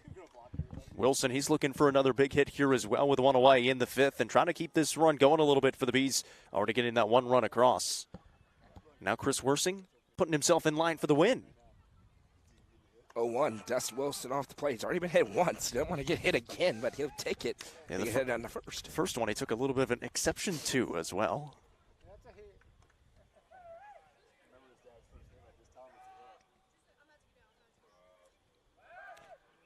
Throw over, Worsing dives back in plenty of time. And that's where that call really looms large. You're talking about Caden Shanks being third right now with nobody out. Instead, it's a runner at first with one out, but Upperman was able to shake it off. Worsing puts it into the right place. That one across for a strike at the knees, 1-2.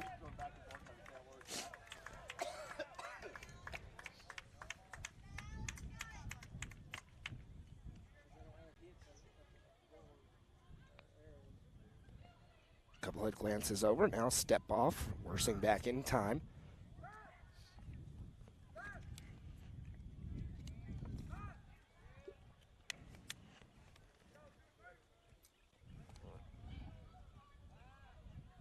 And a 1-2, misses low and outside for a ball. Now 2-2. Goose and Rusty out covering tonight. They are. Rusty's got some Van Buren softball. Goose is in Cookeville, softball and baseball.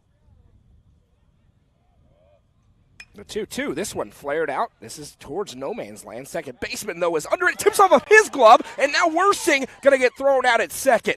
Chris Worsing thought it was going to be caught and retreated all the way back to first, and that's a break for Mount Juliet. And now Wilson able to reach over to first base, and we'll see how that one is scored for Alec Wilson. It's tough because it's kind of close to that infield fly rule a little bit. It's going to be a fielder's choice.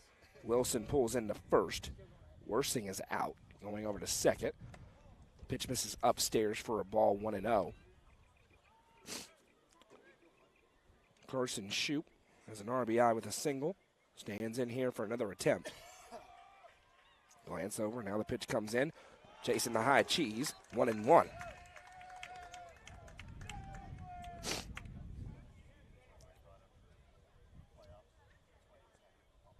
Wilson taking a healthy lead over there at first. Clark with a couple of glances his way. Now that pitch for Shoup is flared off. Last time Shoup was at the plate, we had a delay when the glass got shattered up on the LED lights.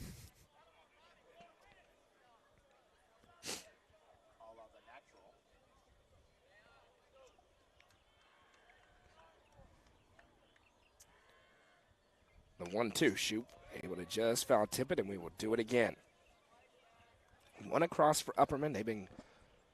The two outs have come on the base paths. Got called out, diving back into first that time, and then that's a tough break for Chris Worsing as he's on his way back into first. Yeah, thinking a ball is going to be caught by the second baseman.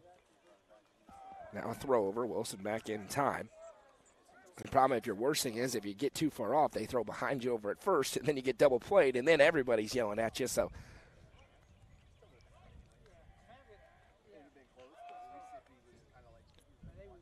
I glance back. Now another 1-2 to shoot. That one bounces, and Alec Wilson be able to pull in safely into scoring position over at second on the wild pitch.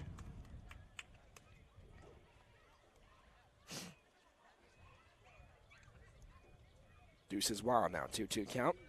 With 2 outs here, we're in the top of the 5th inning. Game moving along here in Wilson County tonight.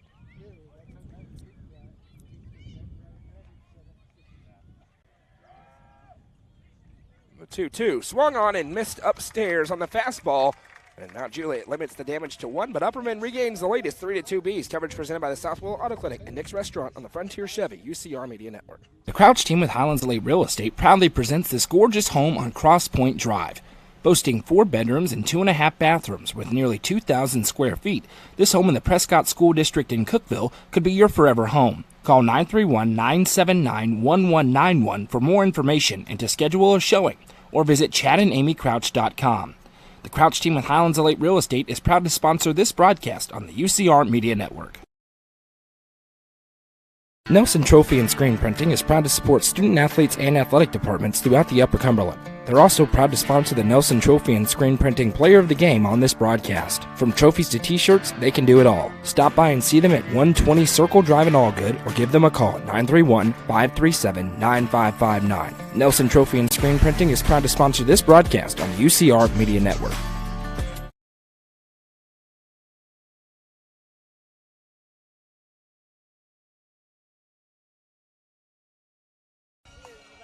Coach Wes Shanks still not super happy, I think, with that call back in the, and then more than the call, what happened in the discussion afterwards. The entire break there, he was talking to the home plate umpire.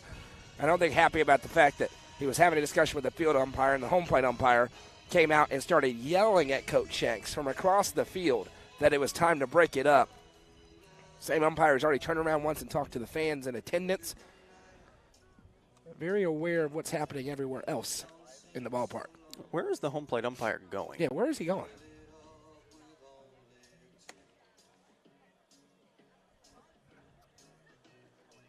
Just walk down to the right side. I don't know where he is going now.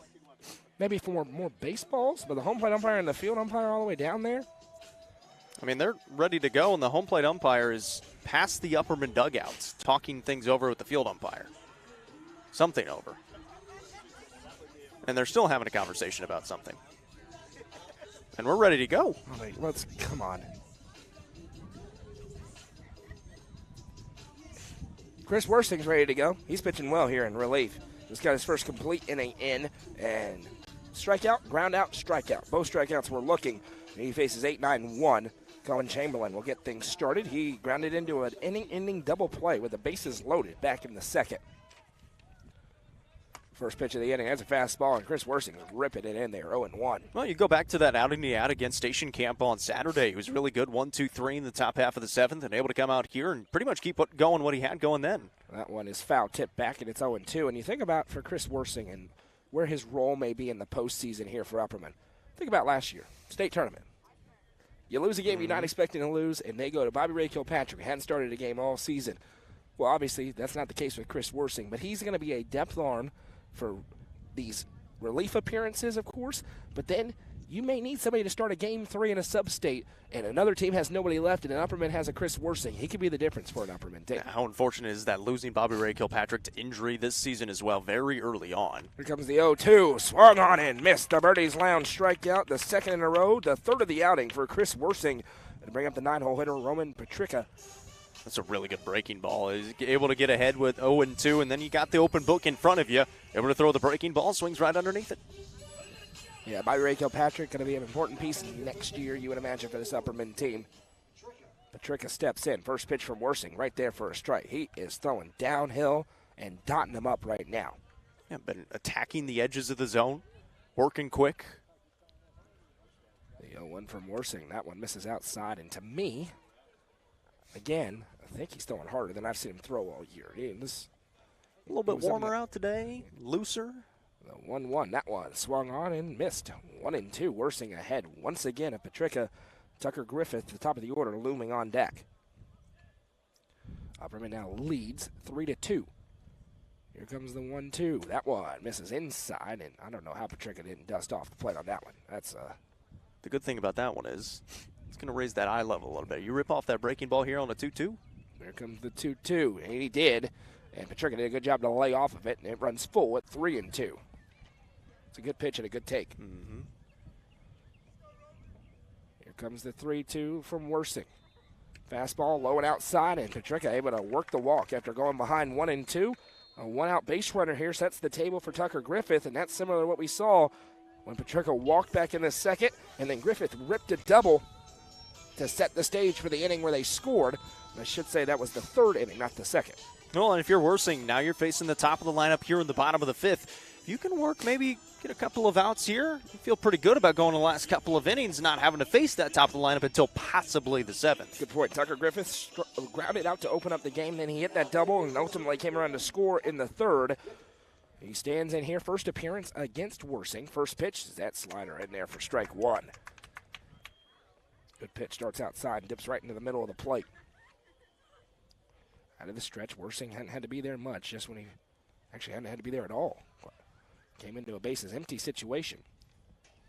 Here comes the 0-1. Fastball turned on and sent foul. 0-2. Heads up down that third base line. Watch out for the lights. You ain't kidding. That will be a thing that I will remember for the rest of my life every time a foul ball goes up. It should count for something. That's crazy. Is the ball still up there? I don't think it ever came down. 0-2 coming here. Worsing delivers a fastball. This one's turned on into left field. Tucker Griffith, he leads off the order for a reason. And back in business goes Mount Juliet as they try to answer back immediately. It's 2 on with 1 out for Ryan Worden, who's 0 for 2 with 2 strikeouts. A good level swing inside out, able to go opposite field with that one. And now 2 runners on with 1 away. And again, still that top half, top third of the lineup up. Not trying to do too much there. Tucker Griffith puts it out there in the left field. Standing in here is Ryan Worden. Big spot. We've seen Mount Juliet employ a few different tactics, some small balls, squeeze plays. With him specifically. We'll see if they try it again. Infield end at the corners here for Upperman. Middle infielders, double play depth. Worsing into the stretch. He shows bunt. He gets it down. It's a good bunt. Over to it is Shoop. Bare hand throw to first. Good play for Carson Shoop to record the second out of the inning. The runners do advance on the sacrifice bunt, and Worsing will pay all his attention towards Johnny Pfefferly at the plate. Yeah, that was kind of a high and inside. He had to bunt that, or otherwise he may have been hit by it. Ended up being a really good bunt in between third baseman and pitcher, and a really good play by Carson Shoop. Charging, makes a good throw. You get that all-important second out. So now you can focus on the batter and see if you can't just try to get him out at home. That's one of the best defensive plays of the year by Carson Shoop. That is a tough play, ladies and gentlemen, that he made look easy there. But now the tying run, 90 feet away, the go-ahead run in scoring position. First pitch to Pfefferly. That slider, this one going towards the light pole again. Are you kidding me? It missed it, 0-1. What is it about that light pole right there? Gravitational pole or something. Gravitational pole. See what I did there? Did you get it? Did you get it? Yeah, I meant that. Did everybody get the joke? 0-1 coming here from Worsing. Fastball, that's right there for a strike. 0-2. Pfefferly knew it. A little head nod. He had an RBI and a sac fly in his last appearance. Struck out swinging against Wyatt Curtis back in the first. I think he was looking breaking ball there. Big moment here. Worsing kicks and deals. Slider, sit into center field. Justin Fallon, though, is under it, and that is a big-time job out there by Chris Worsing in the Upperman defense with a nod to Carson Shoop and Justin Fallon. We'll head to the sixth. It's 3-2 Bs, and this is Upperman Baseball, presented by the South Willow Auto Clinic and Nick's Restaurant and the Frontier Chevy UCR Media Network. Frontier Chevrolet is ready to get you into your next vehicle and are proud to offer a lifetime powertrain warranty on nearly all vehicles below 80,000 miles. View inventory online at www.caseychevy.com, including the brand new Chevy Trax and Traverse, or stop in at 2350 Cookville Highway today. Remember, don't buy till you see Jason Fye. I'm looking for someone who can keep me comfortable, stay here for the long run, and definitely not high maintenance. Not right. Absolutely not. This one looks perfect. Find your perfect match with Hiller. Get a free UV light with select new HVAC systems, 50% off a descaler with new tankless water heaters, or free surge protection with a new whole home generator. Like that one too.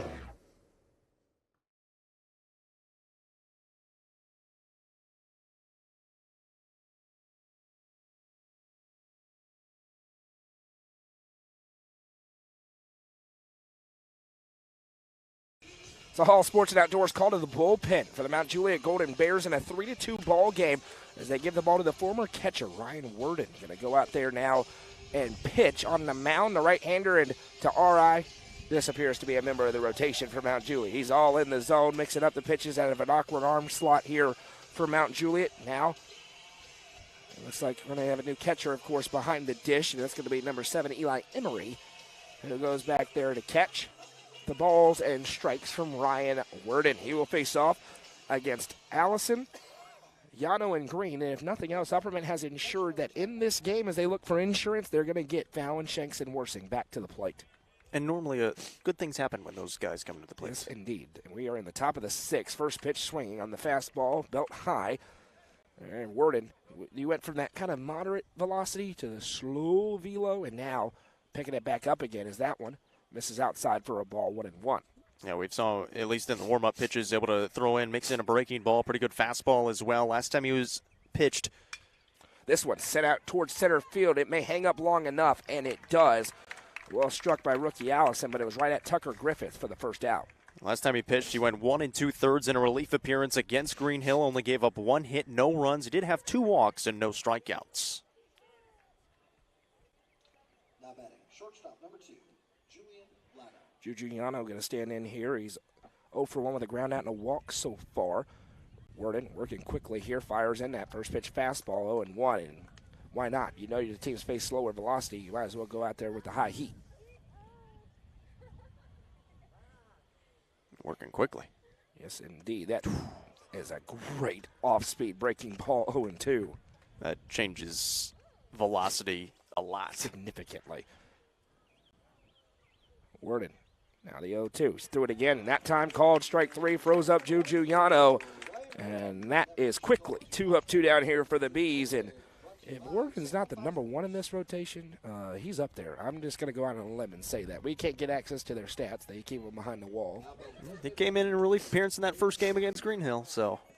And now Braden Green going to stand in here.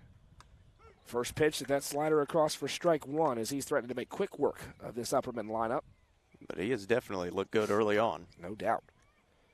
Comes the 0-1. That one swung on by Green, 0-2.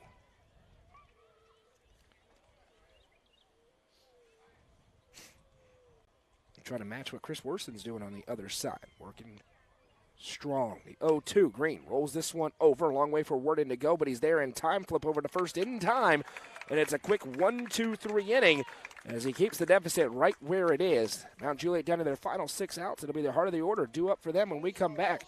Upperman Baseball is presented by the South Willow Auto Clinic and Nick's Restaurant on the Frontier Chevy, UCR Media Network. From the sports field to the hunting field, our friends at Hall Sports and Outdoors can outfit anyone. Located in the heart of Jamestown at 207 South Main Street, Hall Sports and Outdoors carries everything from kayaks, fishing gear, and camo to guns and ammo. With top brands such as Columbia, Timberland, Under Armour, Asics, and much more, nobody can top their selection. Need some custom gear for your team? They also offer uniforms, gear, and custom embroidery. Stop by and see them at 207 South Main Street in Jamestown. Hall Sports and Outdoors, proud sponsor of this broadcast on the UCR Media Network. Loading the kids in the car, brokering peace in the back seat, mastering the snack handoff without even looking. Why are simple things sometimes so complicated? Thankfully, with auto owners, insurance doesn't have to be one of them. We work with independent agents who keep insurance simple, so you can worry about more important things, like figuring out what's growing in that cup holder. That's simple human sense. Visit swallowsinsurance.com or call us today, 931-526-4025. Protecting your future. It's what we do. Welcome back. We head to the bottom of the 6th. Chris Worsing back to work. Tasked with keeping it right where it is. A 1-run lead for the Upperman Bees. 4, 5, 6 due up. Hayden Finney, Luke McQuarrie, and Jake James. And to what your point was earlier, Jacob, you go 1, 2, 3 here. You face 7, 8, 9 in the bottom of the 7th. You don't, and things could get hairy in a hurry. Yeah, absolutely. You really don't want to face that top half, top third of the lineup coming up in the bottom of the 7th. Like you said, rather face this bottom third. So this is an important inning here for Chris Worsing. First pitch misses low and outside for a ball. 1-0 from Worsing. Got some good help from his defense as well. A couple of nice plays from Carson Shoup and Giuliano on the left side of that infield in the last couple of innings. 1-0. This is a little bit low and outside 2-0. And yeah, there was some trouble with one out. A walk and a single, and then he had the sacrifice bunt, put him in scoring position. But he got the fly out to Justin Fallon to retire the side and end the threat. But now, quickly, 3-0 here to Hayden Finney. He's been trying to work that outside part of the plate, just hasn't been able to get it across for a strike here in this at-bat. Here comes the 3-0 from Worsing to Finney. That one is right there for a strike, 3-1. Soccer still going on. The softball game's over. Mount Juliet won that. Here comes the 3-1. This one sent out foul again towards that light pole. And it's 3-2. Full count now. One of those soccer teams is winning 3-0. Your guess is as good as mine. Well, it's the right side of the scoreboard. That should be soccer, they the switch home. It. Soccer, they switch it. I played soccer. Here comes the 3-2. That one misses up and in. So you should know that in soccer, there's no reason to switch it. In soccer, they put home team first, road team second. A lot of that's in like professional soccer. Overseas, like they do that. They do that in MLS too. So are they doing that here? I don't know. High school level. You take your guess. I'm saying Mount Juliet. Depends on who the soccer coach is. I'm telling you right now. As that one's a walk, runner heads down to first, and there's going to be a. Looks like we're going to have a runner out there for Mount Juliet. A little more speed. That's the second walk issued by Chris Worsing. Luke McQuarrie going to stand in. He's has a sacrifice bunt and a strikeout looking.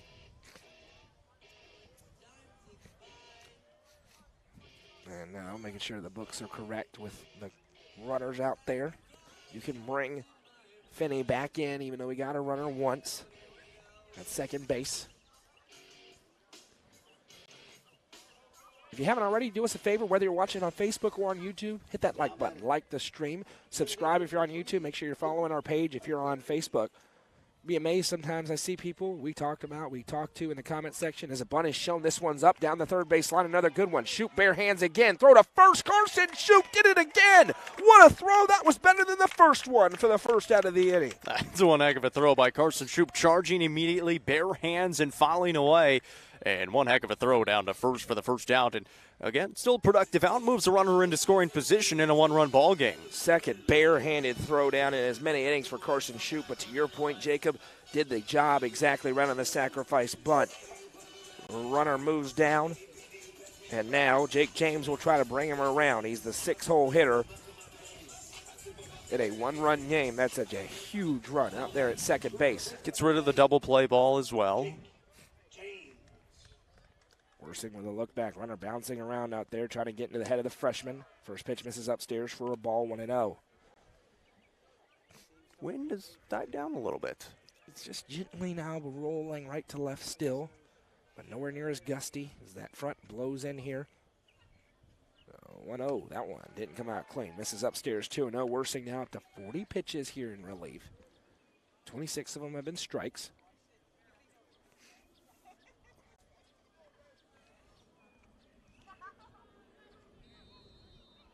Check back, here comes the 2-0. That one, that's a filthy slider, but it didn't quite come back in. 3-0. Upperman is going to have 9-1-2. So Fallon and Shanks coming up after Huddleston in the 7th, but they would love to do that with a lead. 3-0 here, the base is empty. And it misses upstairs, and that's not the worst thing in the world for the Bees. The runner that's important right now at this second is that runner at second. That puts the double play back out there. But Dalton Dromberg are going to come out and have a word with Chris Worsing, pitching coach, going to come out. Runners at first and second with one out with against the 7-hole hitter, Miller Albin, who's going to stand in. Well, this is a good opportunity for Chris Worsing as well. Here in a kind of a nitty-gritty situation with runners on first and second. You've got the one out, and now you do put that double play opportunity back into play with that runner at first base. So like you said, not a bad walk. You have the force out anywhere, and that important run is at second base. So any ball to the outfield, you feel okay with the outfield arms that you have. You feel okay about trying to gun them down if you need to. What in the world is playing on this PA announcer right now? This PA system, I should say. Runners at first and second after the mound visit here. Big moment. Miller Albin, 0 for 1 today. He's walked and struck out looking. And it's not going to be him. It's going to be a pinch hitter in instead of Albin.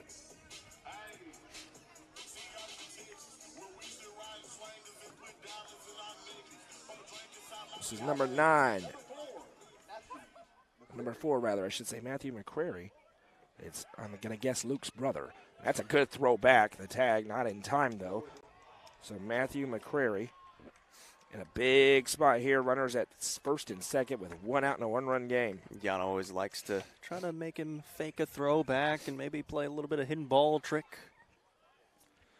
Lots of action out there. Worsing delivers in a fastball that misses inside, and now struggling to find the zone a little bit. 1-0 the count. The situation has changed a little bit with the arms if you're Upperman, because you don't have the fear of not having somebody available on Thursday if you have to go somewhere else. The 1-0 runner takes off. Rookie Allison throws down. The tag is, oh my goodness. Oh my gosh. He caught him safe. The double steal changes the game. Mount Juliet now has the go-ahead run in scoring position. The tying run 90 feet away. You can see the glove hit the body. It must have, I couldn't Unless the ball popped out. 1-0. The pitch, was it a called strike or a ball? What's the count here? We don't know. Infield in now for the Bees. That's a good fastball by for a strike. 2-1. 2-1. So they called it a ball, so it's 2-1. That looked to be a tremendous throw from rookie Allison. The tag from Shoop looked good too. Here comes the 2-1. Bunt shot popped up into the air. This in foul territory, and rookie Allison couldn't grab it. It's down for a strike, 2-2. Would have been a huge second out. Instead, it's just strike 2. Had to quickly get out, and he couldn't get the mask off, so he's trying to find it through the mask. He got there in time and just kind of pops out. He had Wilson charging from first base as well, and would have been a great opportunity. You still do have the infield in. Matthew McCrary pinch hitting here. Pop the bunt up. Now he's back in at 2-2. Bunt shown again. Slider. Outside. 3-2. Full count. Huge spot. Young career. Biggest pitch of the high school career of Chris Worsing so far here, as he's going to load up and deliver in the 3-2 payoff pitch. Fastball. Bunted foul. Strike 3.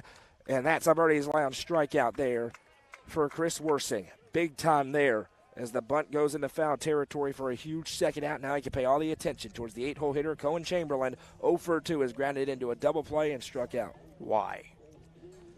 Don't ask me. I didn't make the rule. Not the rule. Why is he bunting? Why are you bunting with 2 strikes? It's 3-2. You have to get a strike. He did it twice with 2 strikes. He got a ball once. That one called a strike with a fastball from Worsing, 0-1. You just gave a free out. With 2 runners in scoring position. You tip the cap and say thank you if you're an Upperman fan. Absolutely. The 0-1, high cheese, ripped over. Yano is there. Good throw on the way. He got it. And you just learned a little bit of the makeup of that freshman on the mound as he strides back into the dugout with the lead intact. It's 3-2 Upperman, and the big bets coming up next. Coverage of Upperman baseball is presented by the South Willow Auto Clinic and Nick's Restaurant on the Frontier Chevy UCR Media Network.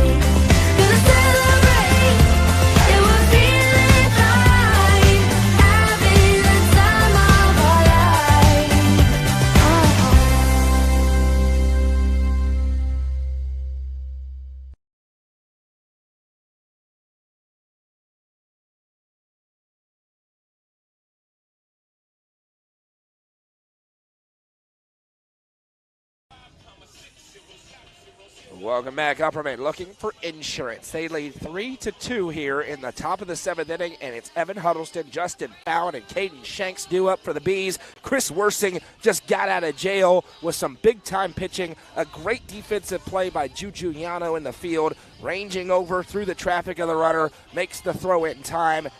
A little bit of an assist to Mount Juliet for bunting with 2 strikes.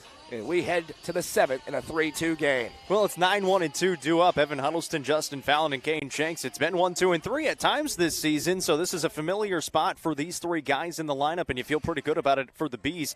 However, Warden on the mound has been, at least he came in and was really good in his 1 inning. Ryan Worden in that 6th inning, he threw 9 pitches, 9 strikes, 3 outs.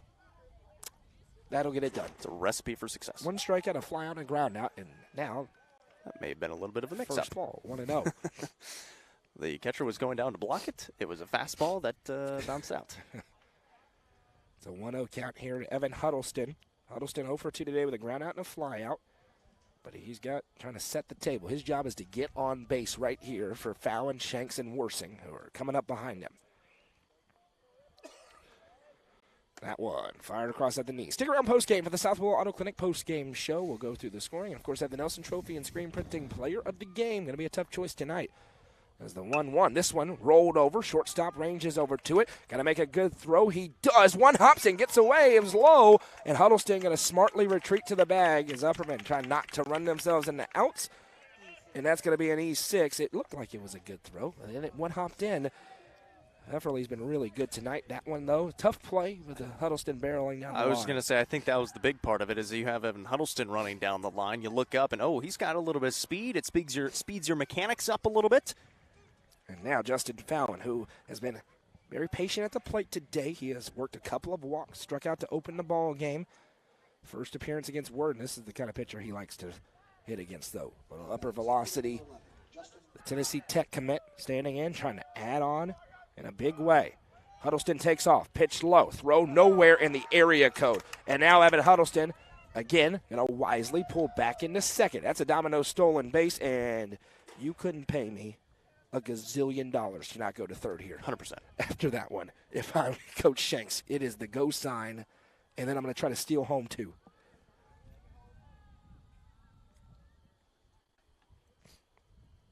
A pitch going to come in here to Fallon. He turns on this one in the center field. Center fielder ranging under it.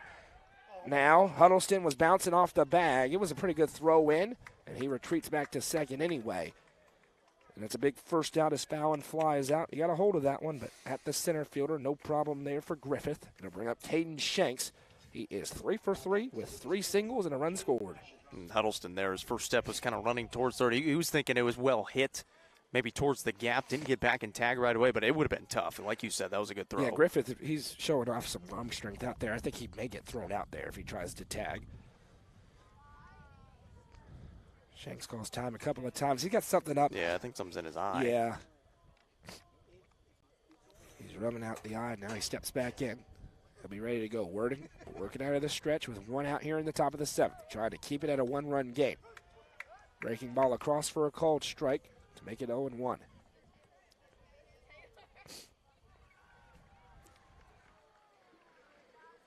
Huddleston at second. I'm surprised he hadn't tried to go down to third, even with the. As this one gets away, and now he will. That one's going to be a pass ball, and it allows Huddleston to pull into third. And now that's a big run for Upperman. If you're able to add that second run, 1 swing of the bat can't tie the game. Shanks, though, could certainly make it a 2-run game or a 3-run game with 1 swing of the bat. Here comes the 1-1 home as the infield comes in. That one gets away. Huddleston, he's going to try to come home. Here comes the throw in. The tag. Got him. 3rd time today, Upperman's been caught running in the field. And now there's a big second out of the inning. Yeah, that's a big one, too. A really good job by the catcher and the pitcher there in the battery. Got back there quickly. Really good throw to home, and the tag applied. Huddleston got a good jump on that one. They got a nice bounce off that foam or the padded backstop here. It's not a very deep backstop at all. It's turf as well, so it bounces a little bit more. Here comes the 2-1 into Shanks. Now the bases are empty, and he rips this one into the net foul. 2-2.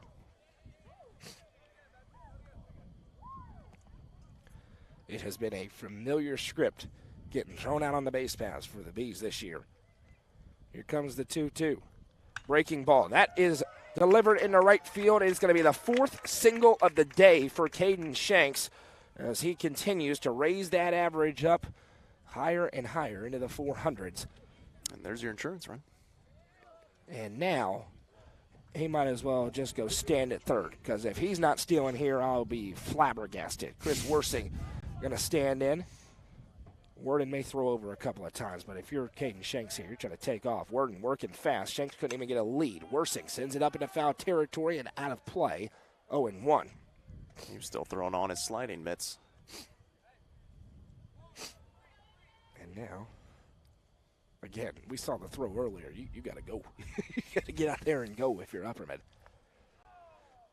And he's not. The 0-1. Worsing sends it out into left field. Left field arranges back under it in the lights. Makes the catch to retire the side. Potential insurance run thrown out at home. And we will head to the bottom half. Upperman trying to hang on and get a non-district win on the road against 4A Mount Juliet. It's 3-2. We'll have the finish when we come back. Coverage presented by Nick's Restaurant and the South Willow Auto Clinic on the Frontier Chevy UCR Media Network. Sonia Brown with American Way Real Estate just listed this new construction home located in the Brookstone subdivision. With 2,075 square feet, 3 bedrooms, and large walk-in closets, the main level primary bedroom has one of the best features ever. In addition to the hallway access, you could access the laundry room through the closet in the bedroom. The kitchen also features an island, a pantry, and stainless steel appliances. All cabinets throughout the house are soft close and have granite countertops. For more information, call Sonia Brown with American Way Real Estate at 931-979-7145 or 931-526-9581. Always ask for Sonia Brown. Sonia Brown with American Way Real Estate is proud to support this broadcast on the UCR Media Network. Fire and Vine in Cookeville is the Upper Cumberland's home for delicious Chicago-style pizza, beef, chicken, fish, and more. Located in Cookeville's historic downtown district, Fire and Vine's food and atmosphere will keep you coming back for more. Take in stunning views with creative food and drinks on the rooftop. Fire and Vine is proud to support this broadcast on the UCR Media Network.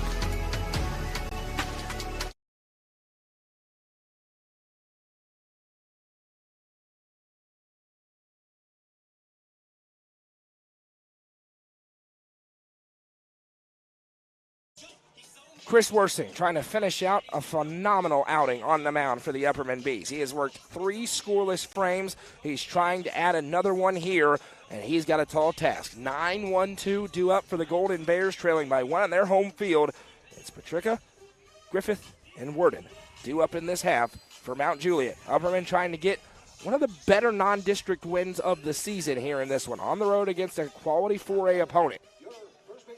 And just the 5 non-district wins so far this season. Of course, the 9 district wins on the year, and a lot of that because of the schedule that they have played. It's been a very tough schedule that they have scheduled outside of district play. Comes the 0-1, waved out and missed. 0-2, quickly ahead now. And Worsing's been really good in relief. He's gotten a lot of really good help from his defense, but he's been attacking these batters too. Comes in with the 0-2. Misses a bit upstairs. Doesn't get him chasing. 1-2. It's a good spot to put it at 0-2.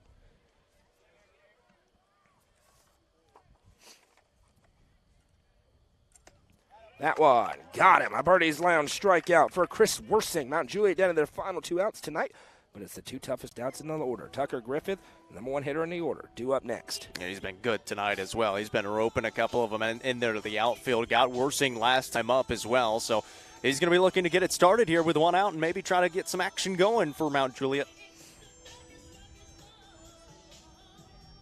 Now batting, center fielder number 1, Tucker Griffith. First pitch swinging. That one swung on and missed. 0-1.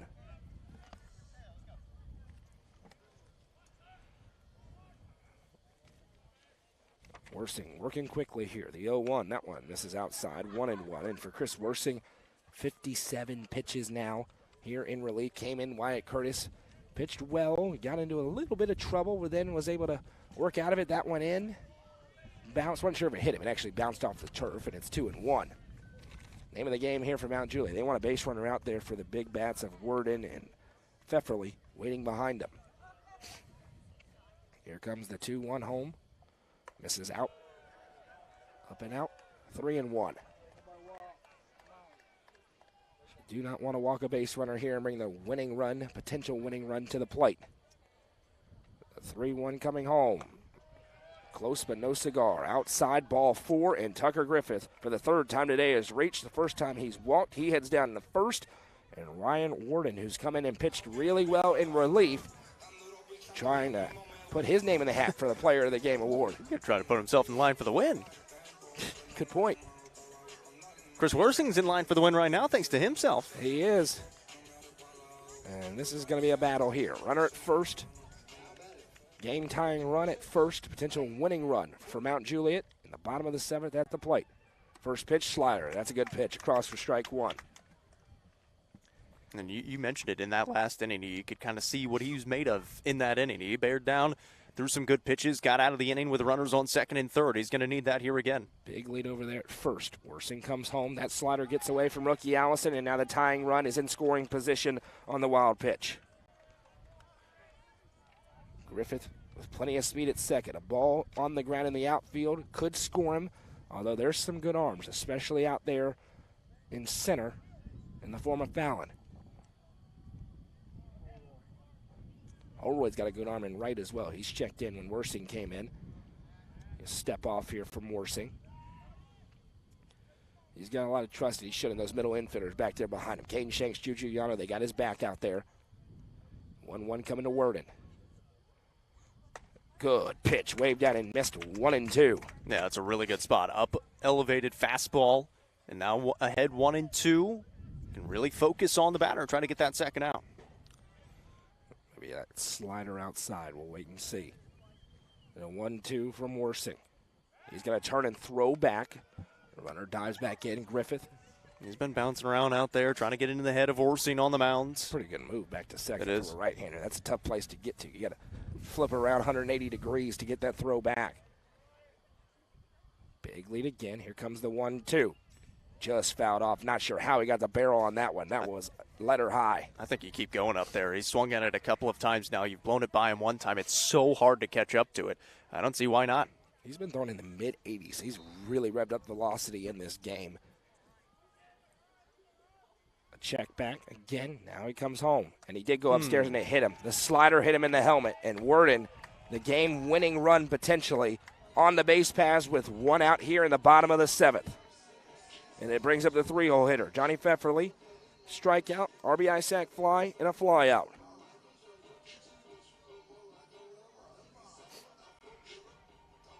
And there's going to be a runner out for Worden, who is the catcher and now the pitcher. So he gets a courtesy runner, a little more speed. Runners at first and second now in a 1-run ball game. And that's where that run getting thrown at home looms ever large. We talked about the importance of that insurance run. Now one swing of the bat for Pfefferly could end it. And now you get a force out at any bag. Ground ball could possibly end this game. Of course, you've got a really good middle infield that have already turned to double play so far today. They'd be looking to do it again. Good catcher behind the dish. Of course, in rookie Allison. They'll need him to be a brick wall right now. Worsing comes home. First pitch, called a strike on the outside part of the zone, 0-1. And Griffith is getting way off the bag there at second base. You almost have to throw back if you're Worsing here. The 0-1. This is further out. Allison, he was going to throw behind him, and he was going to be cooked like a rotisserie chicken at Sam's Club. Worsing caught it, though, and it's 1-1. He didn't know it was going. Yeah, that was going to be the second out of the end, we think. I mean, that's been questionable at times tonight. Here comes the 1-1. Slider dips away, and it's a good block by Allison. And if you're Worsing, you got to either get a ground. This batter has to go out here. Yeah, has to be an out. You have to record it out some way here at this AB. Here comes the 2-1. Fastball. Waved at and missed. That's a good pitch, and now it's 2-2.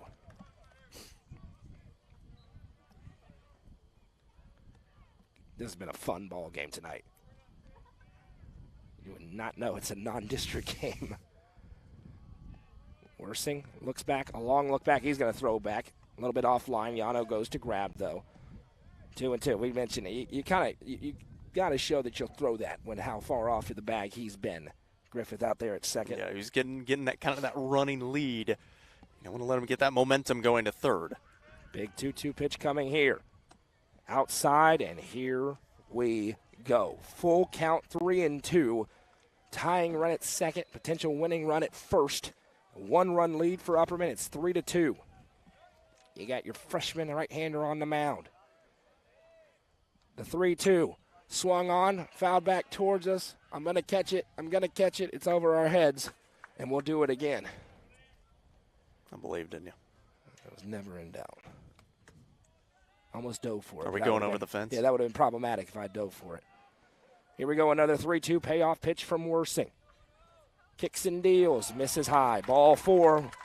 Winning run in scoring position here for Mount Juliet, and it may be trip time here for Coach Drombarger. We'll wait and see. Bases loaded. Tying run, 90 feet away, and it's going to be Juju Yano coming out. And if you are Wes Shanks right now, you've got to be very tempted to bring Juju Yano onto this mound right here to come win this ball game. Maybe, but also it's a really big opportunity here for your freshman and a cool moment for him to see if he is able to get out of this. This is an Upperman team that needs a win badly. You're not wrong about that. They need a win badly. We'll wait and see. It's going to be Chris Lost Worsing's a couple in a row, right 3 now. of their last 4. Bases loaded with 1 out here. Standing in is the cleanup hitter, Hayden Finney. He has a single, a ground out, and a walk so far. First pitch right down Main Street for strike 1. Well, this is why you play the game right here. Mm-hmm. That's what you think about in the backyard growing up. Worsing, the 0-1. Swung on, fouled back. He's ahead 0-2. He's been ahead of most of these hitters. Just hadn't been able to get those outs. It's been a walk, hit by a pitch, and a walk. Here comes the 0-2. There is 1 out on the board. Worsing delivers into the cleanup hitter. Slider dips away. Allison there. Now your equation shifts just a little bit. You're really paying even more attention to that runner at second because he could win the game. The runner at third, you'd love to keep him out, but that second one, critical. Here comes the 1-2. Fastball up, rolled over. Shanks makes his way over. There's only 1 throw. It's to first. We are tied now in the 7th. Mount Juliet has battled back, and we're not done yet. Upperman's best case scenario now is extra innings tonight, as it'll bring up the 5-hole hitter, Luke McCrary. An RBI for Hayden Finney. As he is out, everybody else moves up 90 feet, including Griffith, who comes across to score. And there was no opportunity for a double play there for Caden Shanks. First pitch swinging. This one sent up into the air, into the lights. Juju Yano says that he has it. He backpedals, and he does, and we will have extras tonight here in Wilson County. Mount Juliet ties the game at 3, and we'll have free baseball when we come back. Coverage presented by Nick's Restaurant and the South Willow Auto Clinic on the Frontier Chevy, UCR Media Network. Clint Connor is your local auctions expert. With full service from start to finish, the Exit Crossroads Auction Group are here to make the process easy for you. Visit crossroadsauctiongroup.com for more details and current auctions. Clint Connor, your local auctions expert, is proud to sponsor this broadcast on the UCR Media Network.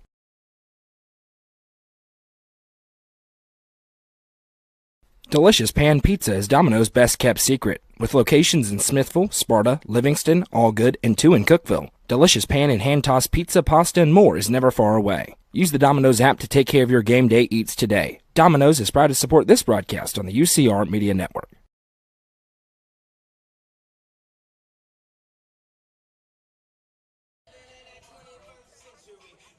Final game of the regular season, and the first one to go to extra innings this year as we head into the 8th. It is 3-3. Mount Juliet got 1 back. Upperman had the bases loaded against them with 1 out. They were able to limit it to just 1. And as a result, we head to the 8th. And we'll see the pitching situation now. Mount Juliet, they threw Worden out there. I don't know if they want Worden to keep going, though, here, Jacob, because they need him available in their district tournament. Upperman has an extra day before their district tournament, so they got a little bit more options. We'll see what the move is. It's going to be a Hall Sports and Outdoors call to the bullpen for the Mount Juliet Golden Bears, and we're going to have extra innings when we come back. We'll tell you who the new pitcher is. Don't go anywhere. The Crouch team with Highlands Elite Real Estate proudly presents this gorgeous home on Cross Point Drive. Boasting 4 bedrooms and 2.5 bathrooms with nearly 2,000 square feet, this home in the Prescott School District in Cookeville could be your forever home. Call 931-979-1191 for more information and to schedule a showing, or visit chadandamycrouch.com. The Crouch team with Highlands Elite Real Estate is proud to sponsor this broadcast on the UCR Media Network. Nelson Trophy and Screen Printing is proud to support student athletes and athletic departments throughout the Upper Cumberland. They're also proud to sponsor the Nelson Trophy and Screen Printing Player of the Game on this broadcast. From trophies to t-shirts, they can do it all. Stop by and see them at 120 Circle Drive in Allgood or give them a call at 931-537-9559. Nelson Trophy and Screen Printing is proud to sponsor this broadcast on the UCR Media Network. From the sports field to the hunting field, our friends at Hall Sports and Outdoors can outfit anyone. Located in the heart of Jamestown at 207 South Main Street, Hall Sports and Outdoors carries everything from kayaks, fishing gear, and camo to guns and ammo. With top brands such as Columbia, Timberland, Under Armour, Asics, and much more, nobody can top their selection. Need some custom gear for your team? They also offer uniforms, gear, and custom embroidery. Stop by and see them at 207 South Main Street in Jamestown. Hall Sports and Outdoors, proud sponsor of this broadcast on the UCR Media Network. It is a Hall Sports and Outdoors call to the bullpen for the Mount Juliet Golden Bears. They give the ball to their fourth pitcher tonight.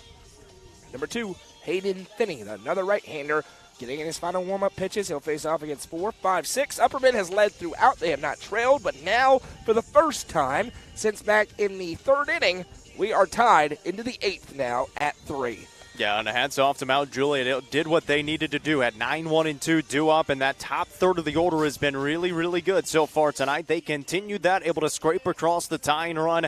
Ursing did a good job to limit it to just that tying run. You said it, the guy on second base is the guy that matters. That's the guy that wins the game. Able to hold him there at second base, leave him stranded, and now you need your offense to step up. It's the meat of the lineup. It's the middle of the order. 4, 5, and 6 due up, and they need to produce some hits. Alec Wilson, Carson Shoup, rookie Allison due up in this half inning for the Bees. And now the rain becomes a factor that we have to consider again. We thought we were going to get out of here without it being a problem, and that may change in the next little while. Rain starting in 46 minutes. So we got 46 minutes to get this game on the road and done with here before it gets rained out in a tie, which is what will just ruin the day for everybody.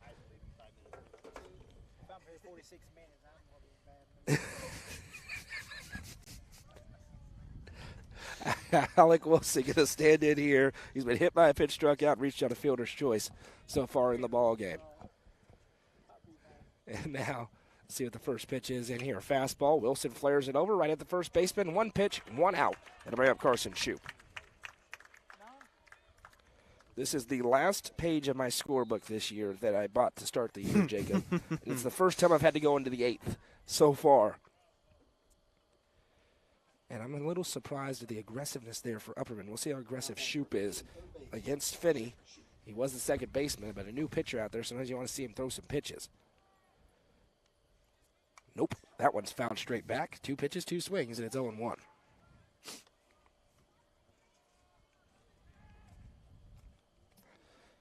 Behind Shoup is rookie Allison here. And then now the pitching question will be very interesting for Upperman. Mm-hmm. What will they do? It's the 0-1. It's been a lot of pitches thrown for – he's got plenty left for Worsing out there, but – Well, you've got Juju Yano in the hole, so he can't really go get warm. Rookie Allison on deck. He can't go get warm. Here comes the 1-1 in. That one. This is outside. Now 2-1 to Shoup, who's now putting the bat on his shoulder a little bit here.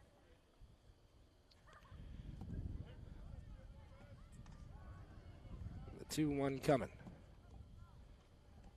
That one barreled over into right field and angling out of play foul.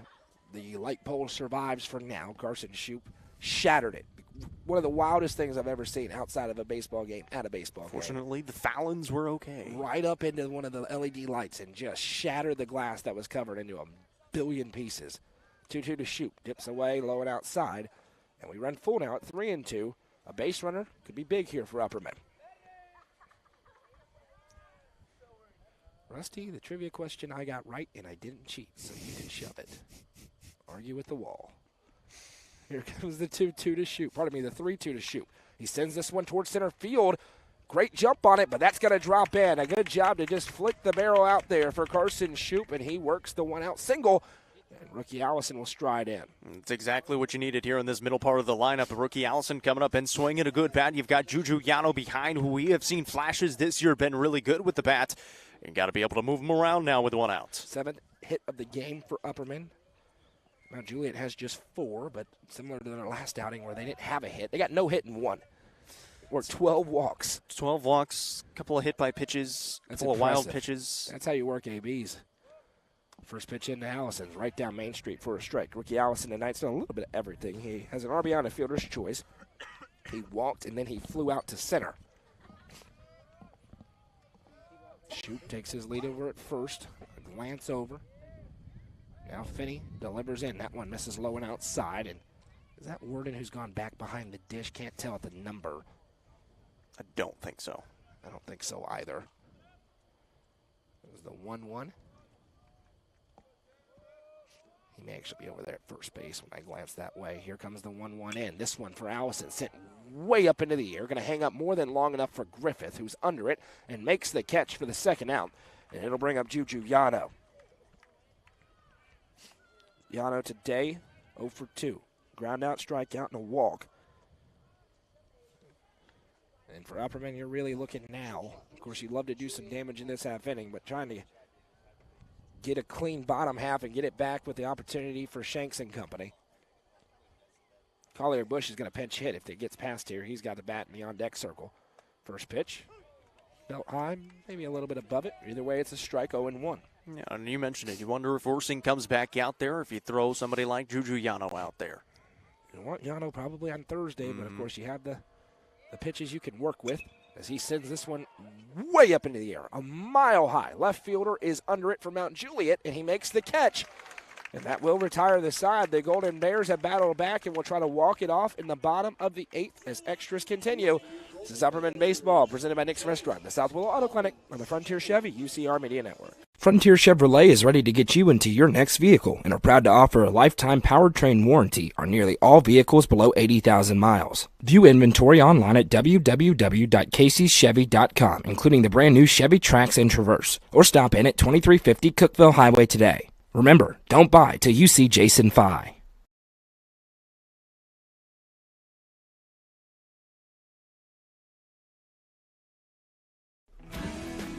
I'm looking for someone who can keep me comfortable, stay here for the long run, and definitely not high maintenance. Not right. Absolutely not. This one looks perfect.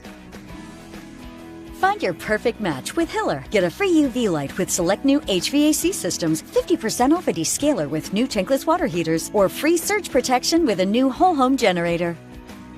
Like that one too.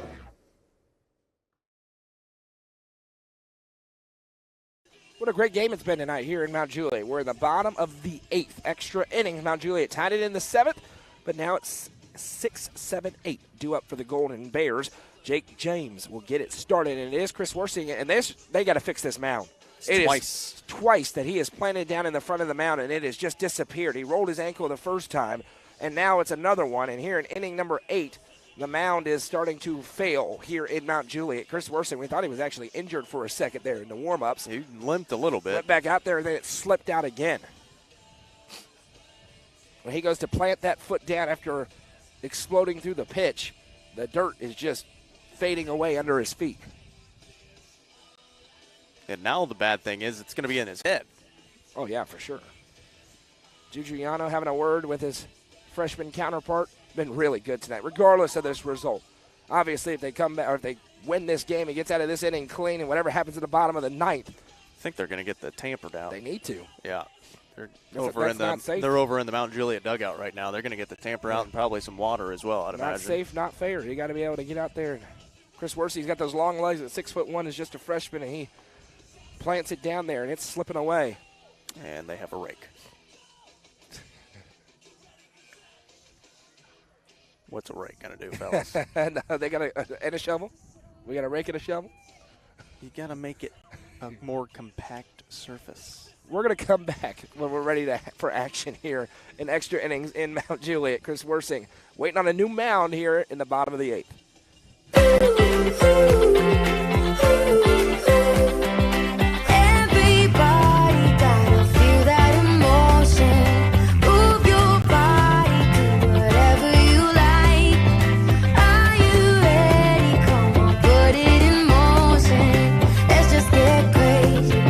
Feeling alright.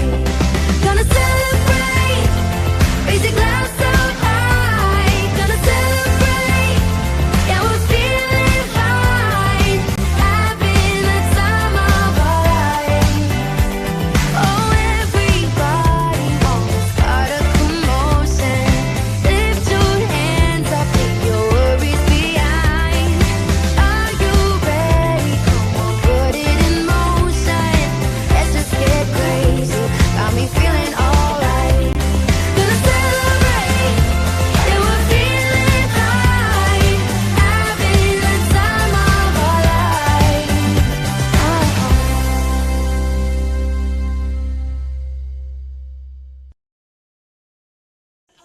The rake and the shovel have been put to use out there on the mound. Chris Worsing gave a thumbs up. He's ready to go. And once again, it is 6-7-8. James, and then Auburn's spot he was pinch hit for originally, and then Chamberlain after that.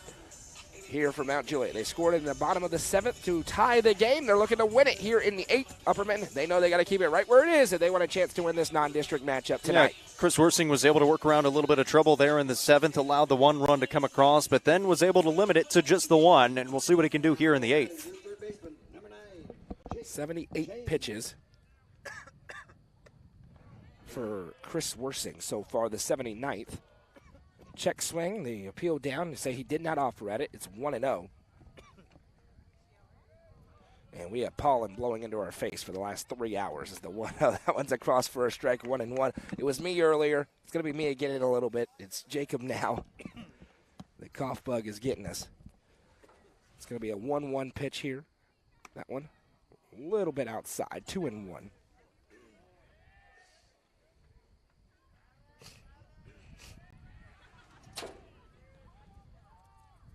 2-1. That one. A little bit outside again, and now 3-1. And what you don't want is a leadoff walk here to Jake James. Put the winning run on the base paths this early in the inning, especially. And that's what happens. Bounces in, and it's ball 4. And now Wes Shanks is going to go out immediately here. And we talked a lot about how, this is one of those non-district games, so ultimately it doesn't matter for seeding or anything, but Upperman needs to win one. They got to win one of these games that they've been competitive in, and we'll see if there's a change, and who would it be here for the Bees if there is a change. Chris Worsing's been really, really good tonight. He's gone way further than anybody thought he would. 83 pitches. Long discussion. Wes Shanks doesn't always make a change when he comes out. Sometimes he just wants to talk. Again, it's just a freshman on the mound. I mean, he's throwing against a 4A team that he hasn't seen before, against some really good batters in the lineup, and he's thrown well, like you said, tonight through the 4 innings. And as Wes Shanks, you're looking over Chris Worsing's shoulder, and you see Juju Yano standing there, and that is a strong temptation. But it's going to be Chris Worsing as he gets the pat of confidence from his head coach. And it'll bring up, we'll see who this spot's going to go to this time through the lineup. It's been a couple of different players, and it's going to be Matthew McQuarrie getting his second AB. He struck out swinging back in the 6th. Runner at first, nobody out. He scores. Now Juliet wins. Was it swinging or was that the bunt? It was the bunt out of bounds, which counts as a swing. And he shows bunt again, pulled it back, and it's 1-0. Yeah, he was bunting with a 3-2 count. Technically, it is a swinging strike. And Upperman said, thank you very much, and got it back into the next inning. Shows bunt again. This time it's in fair territory. A good one. Worsing is there, though. Flips over to first, but he does the job. The winning run moves into scoring position with only one out here for Mount Juliet. It'll bring up the 8-hole hitter, Cohen Chamberlain. Yeah, that's exactly all you're trying to do, and you would love, if you're Mount Juliet, to get to that top of the lineup, but you'd love to just get the game over with before then, and that's what they're going to try to do with the next couple of guys, and maybe try to play a little bit of small ball here, move them over to third. Chamberlain going to stride in here. He's 0 for 3 today with a double play, a ground out, and now again, Worsing's feet slipped out from under him when he planted his feet, and he got a swinging strike 0-1. They brought out a rake and a shovel because they thought there were rocks in the landing area, and it's because it's loose dirt. Here comes the 0-1. That time his foot stayed planted, but again, it's in your head if you're on the mound. 1-1 here to Chamberlain. It is strikeout time if you're Chris Worsing right here, trying to find a way. Check back. Now delivers in. Good pitch. Fastball right down Main Street. 1-2. You said it. He would love a Birdie's Lounge strikeout here. Get that second out. Try to give your offense another chance in a 9th inning. Pitch number 89 for Chris Worsing. Delivers in. Fastball. Got him chasing at it, and he somehow sends it foul right at a truck, and one hopped into it. We're okay down there. Big trailer. We'll do it again. Credit to Chamberlain on that one. I'm not sure how he's able to touch that one upstairs. Lands back a couple of times. Worsing again. Slider. Oh, my goodness. Throw behind the runner at second. Gets away. I mean, that was a tremendous pitch, and he called it a ball upstairs. And he's talking to the fans again. He's way too worried about the fan base. It's 2-2. Second time. Do your job, man. Golly. You're getting paid. They paid to watch. Call the game. 2-2. Pathetic. Worsing, fastball, called, strike 3. Can't take that one away. That's right down Main Street with a Birdie's Lounge strikeout for Chris Worsing. Good pitch there from Worsing, and now Bowman Petricka.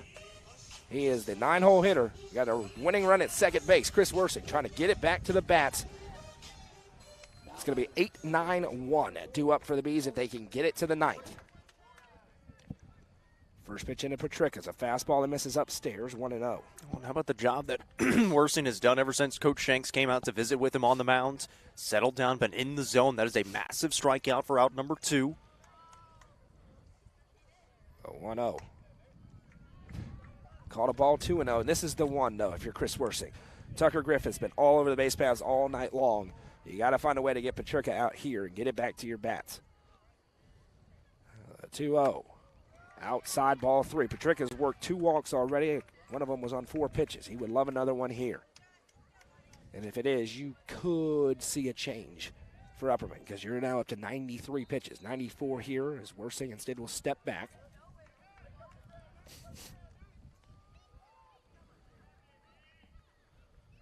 A look back. Now Worsing comes into 3-0. That's right there. Are you kidding me? Are you kidding me? I mean, that ball was center Are cut. you kidding me? Call ball 4. And Wes Shank's going to come out and get his pitcher. That was a fastball down the middle of the plate, and the umpire just stared down the Upperman fans in attendance when he walked down. That's a freaking Chris joke. Worsing threw his hand on his head. That's a joke. Let me tell you, kid, you threw it right down the middle. There's nothing you can do there. That's a joke. Runners at first and second now.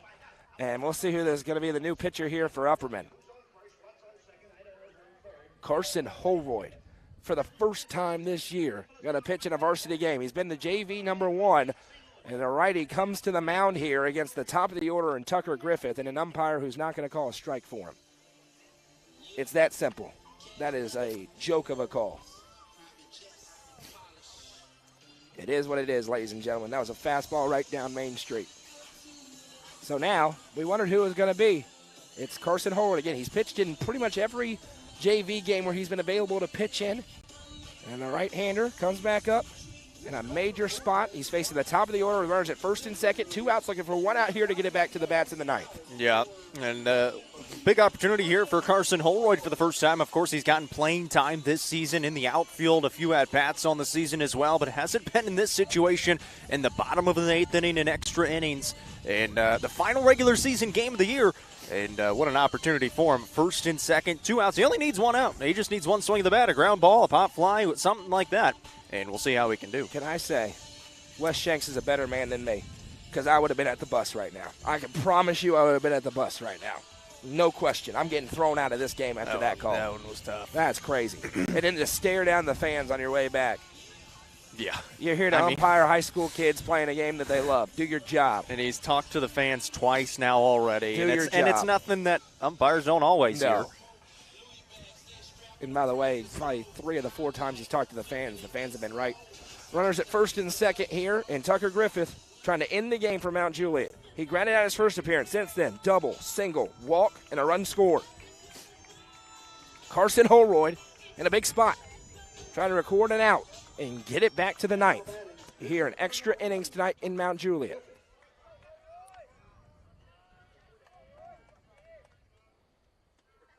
Check back. Worsing goes back into right field. Good pitch. That one called a strike, thankfully. 0-1.